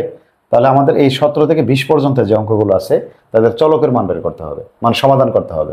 তো 17 নং প্রশ্নটা লিখে ফেলি, 4 two the power X equal কত 8 দেওয়া আছে আমাদের। তাহলে আমরা আমাদের যে সংখ্যাগুলো আছে এই সংখ্যাগুলোকে যৌগিক সংখ্যা আকারে লিখে ফেলি, তাদের পাওয়ার আকারে লিখে ফেলি। তাই আমরা লিখতে পারি 2 টু দি পাওয়ার 2 স্কয়ার লিখতে পারি, তার পাওয়ারে এক্স আছে, আর এখানে লিখতে পারি 2 কিউব নাকি। তাহলে এখানে হয় কত, 2 to the power X equal কত 2 কিউব। তাহলে দেখো ভিত্তি সমান ওই পাশে, তাহলে কি হবে, পাওয়ার সমান হবে, লেখা যায় তো। বা কি লিখতে পারি, এক্স ইকুয়াল কত 3/2। এটি উত্তর। আশা করি বুঝতে পারছি আমরা। আমাদের 4 এবং 8 দুটি কি যৌগিক সংখ্যা, তাদেরকে আমরা পাওয়ারে লিখলাম। এখানে দুইটা পাওয়ার তাই গুণ করলাম, ভিত্তি সমান তাই তাদের পাওয়ার সমান হলো। তারপর এক্স এর মান যেহেতু বের করতে হবে, তাহলে আমরা কি লিখতে পারি, 2 কে পাশে পাঠালে 3/2 হয়, এটাই উত্তর। আমরা 18 নং প্রশ্নটাকে দেখি, আমি পাশে লিখে ফেলি, যে 2 to the power 2x plus এর 1 ইকুয়াল 128। তাহলে আমরা 128কে আমরা পাওয়ারে লেখার চেষ্টা করি, দেখি কি লিখতে পারি। যদি আমরা লসাগু করি, 2 দিয়ে কাটাকাটি করলে কত হয়, 6 4 64, 2 দিয়ে কাটলে হয় 32, 2 দিয়ে ভাগ করলে হয় 16, 2 দিয়ে 8, 2 দিয়ে 4, 2 দিয়ে 2। তাহলে 2 কয়টা পেলাম, 1 2 3 4 5 6 7। তাহলে লিখতে পারি 2 টু দি পাওয়ার কত 7। তাহলে দেখো ভিত্তি সমান, তাহলে কি তাদের পাওয়ার সমান।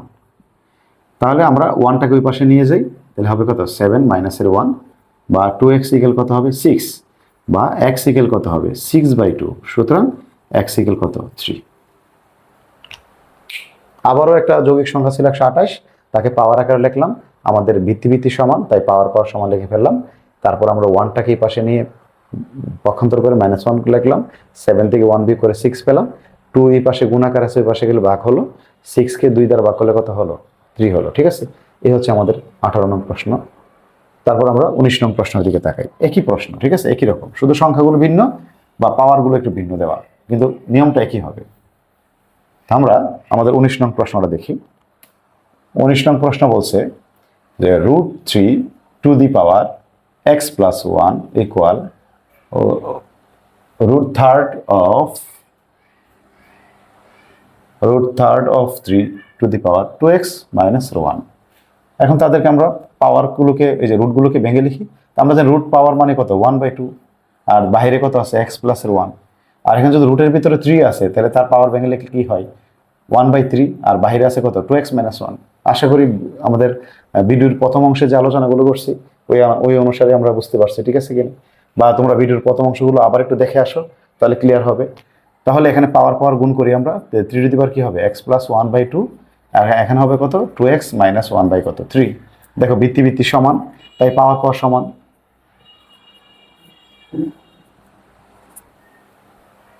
বুঝতে পারছি কিনা? দেখো ভিত্তি সমান, তাই তাদের পাওয়ার সমান, সূত্র এটা। তাহলে এখন আমরা এখান থেকে x এর মান বের করবো, তাহলে আর গুণ করি আমরা। আর গুণ করলে কি হয়, 3x plus 1 equal 4x minus 2, sorry 3x plus 3 equal 4x minus 2। 3 দা গুণ করতে হবে, 3x প্লাস 3, আর 2 দা গুণ করলে 4x মাইনাস 2। তাহলে x গুলোকে এক পাশে রাখো, তো 3x মাইনাস 4x ইকুয়াল কত, মাইনাস 2 মাইনাস 3। আমরা প্লাস 3টাকে ওই পাশে নিলাম, মাইনাস 3 হয়ে গেল, 4x-টাকে এই পাশে আনলাম, মাইনাসের 4x হয়ে গেল। তাহলে এখানে যোগ বিয়োগ করলে কি হয়, মাইনাসের x, আর এখানে যোগ করলে হয় কত, মাইনাসের 5। সুতরাং x ইকুয়াল কি হবে, 5। বুঝতে পেরেছি? তাহলে এই হলো আমাদের 19 নং প্রশ্নের উত্তর। আশা করি তোমরা এগুলো পারবা যদি আলোচনাটা ভালোভাবে বুঝে থাকি আমরা। এখন আমাদের 20 নং প্রশ্নের দিকে আসি, এবং 20 নং প্রশ্নটা হচ্ছে ভেরি ইম্পর্টেন্ট, এবং এটা বড় প্রশ্ন আকারে আসে। আমরা যে 17, 18, 19 করেছি এগুলো ছোট প্রশ্ন আকারে, মানে ক নম্বরে থাকবে। আর 20 নং যে প্রশ্নটা আছে এটা আমাদের খ নাম্বার বা গ নাম্বারে থাকবে, 4 নম্বরের জন্য। বুঝতে পেরেছি? 17, 18, 19 2 নম্বরের জন্য আসবে সংক্ষিপ্ত প্রশ্ন বা ক, কিন্তু এটা আসবে আমাদের বড় প্রশ্ন, বড় আকারে, কারণ এই অঙ্কটা একটু বড়, তাই অঙ্কটাকে একটু মনে রাখতে হবে, ঠিক আছে? যদি এই দেখো এইভাবে যদি আসে তোমরা দেখলেই চিনতে পারবে। এই জন্য যদি বেশি প্র্যাকটিস করো তাহলে অঙ্ক চেনা যায়, আর প্র্যাকটিস কম করলে অঙ্ক চেনা যায় না, তখন ওই যে কৌশল আর মনে থাকে না। এই জন্য প্র্যাকটিসের বিকল্প কিছুই নাই, প্রচুর প্র্যাকটিস করতে হবে। তাহলে 20 নং প্রশ্নটা আমরা তুলি এবং মনে রাখবা কিভাবে করতে হয়, ঠিক আছে? 2 to the power x plus 2 to the power 1 minus x equal কত, 3। দেখো এখানে ভিত্তি সমান, কিন্তু মধ্যে কি চিহ্ন, প্লাস চিহ্ন, সূত্র প্রয়োগ করা যাচ্ছে না। হ্যাঁ, আবার এইদিকে ভিত্তিটা কি, 3। তাদেরকে আমরা পাওয়ারের যে দুই পাশের যে ভিত্তি সমান হলে যে পাওয়ার সমান লেখা হয়, এটাও লিখতে পারতেছি না। তখন কি করব, তখন এখানে যে পাওয়ারটা আছে এই পাওয়ারটাকে ভেঙে লিখবো আমরা। ভেঙে লিখলে কি হয়, দেখো 2 to the power x plus 2 to the power 1 2 to the power x। বলো বুঝতে পারছো কিনা? যদি সূত্র যখন আলোচনা করছি, যদি এগুলো যদি ভালোভাবে শুনে থাকো তাহলে তুমি বুঝতে পারবা। দেখো আমরা পাওয়ারে কখন মাইনাস লিখি, ভাগাকারে থাকলে। ভিত্তি একই হলে এবং ভাগাকার হলে কি পাওয়ারে মাইনাস।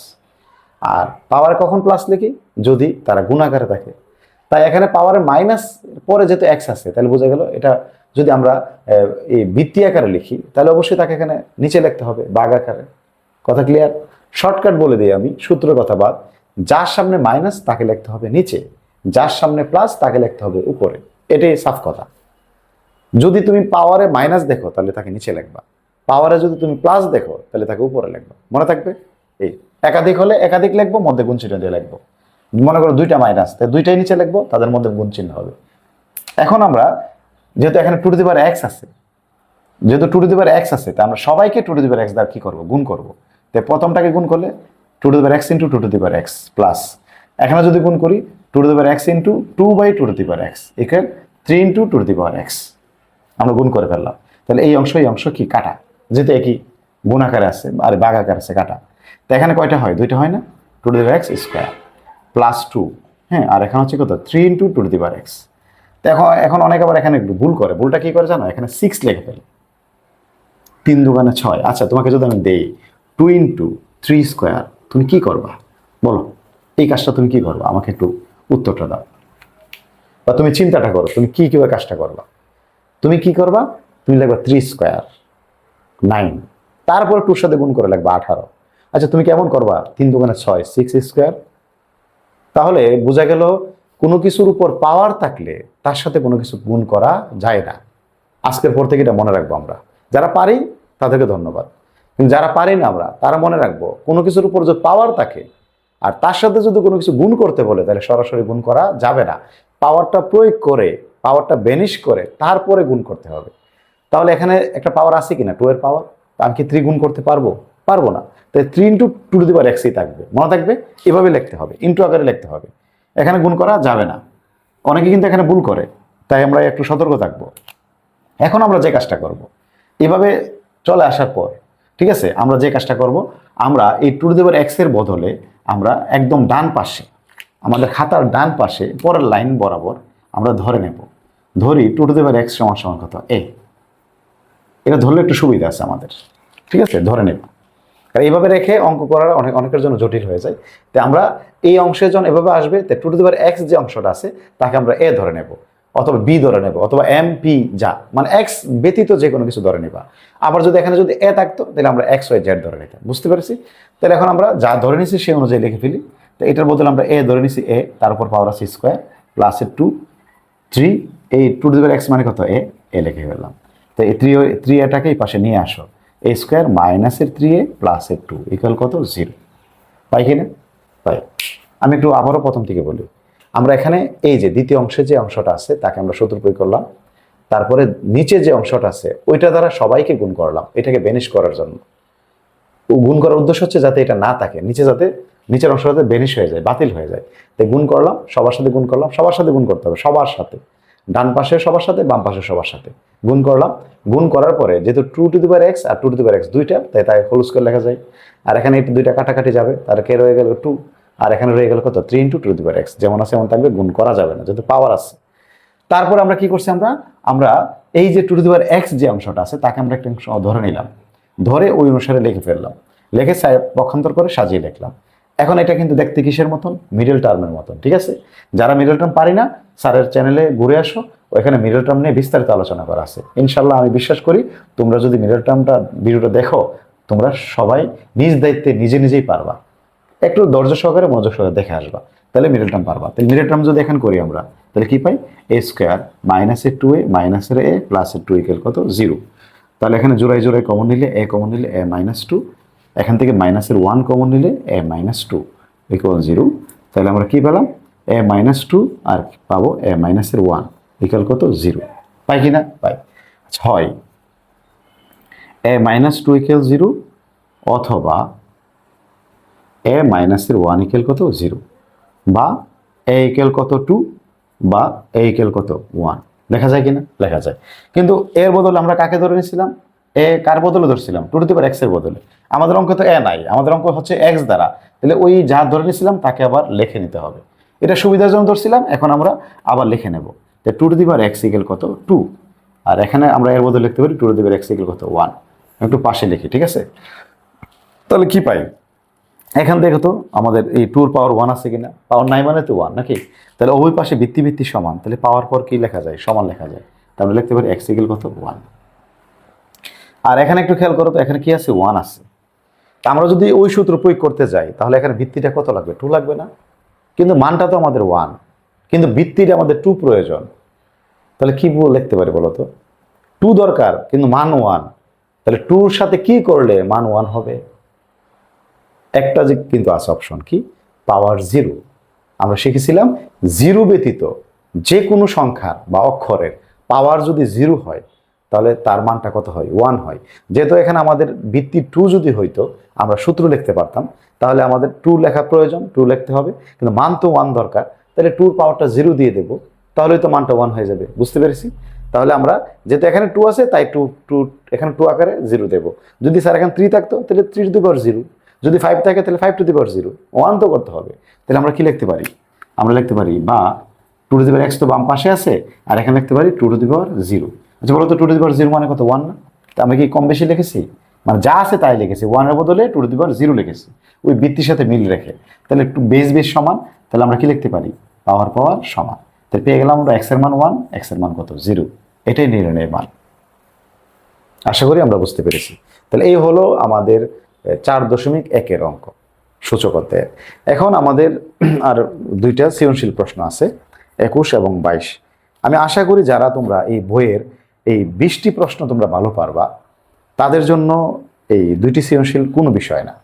তারপরে যদি আমি সবগুলোই আমাদের বইয়ের প্রশ্ন, তারপরে যদি কেউ যদি আমরা এই সৃজনশীলগুলো না পারি, কোনো অংশ যদি না পারি, তা আমাকে কমেন্টসে তোমরা জানাতে পারো।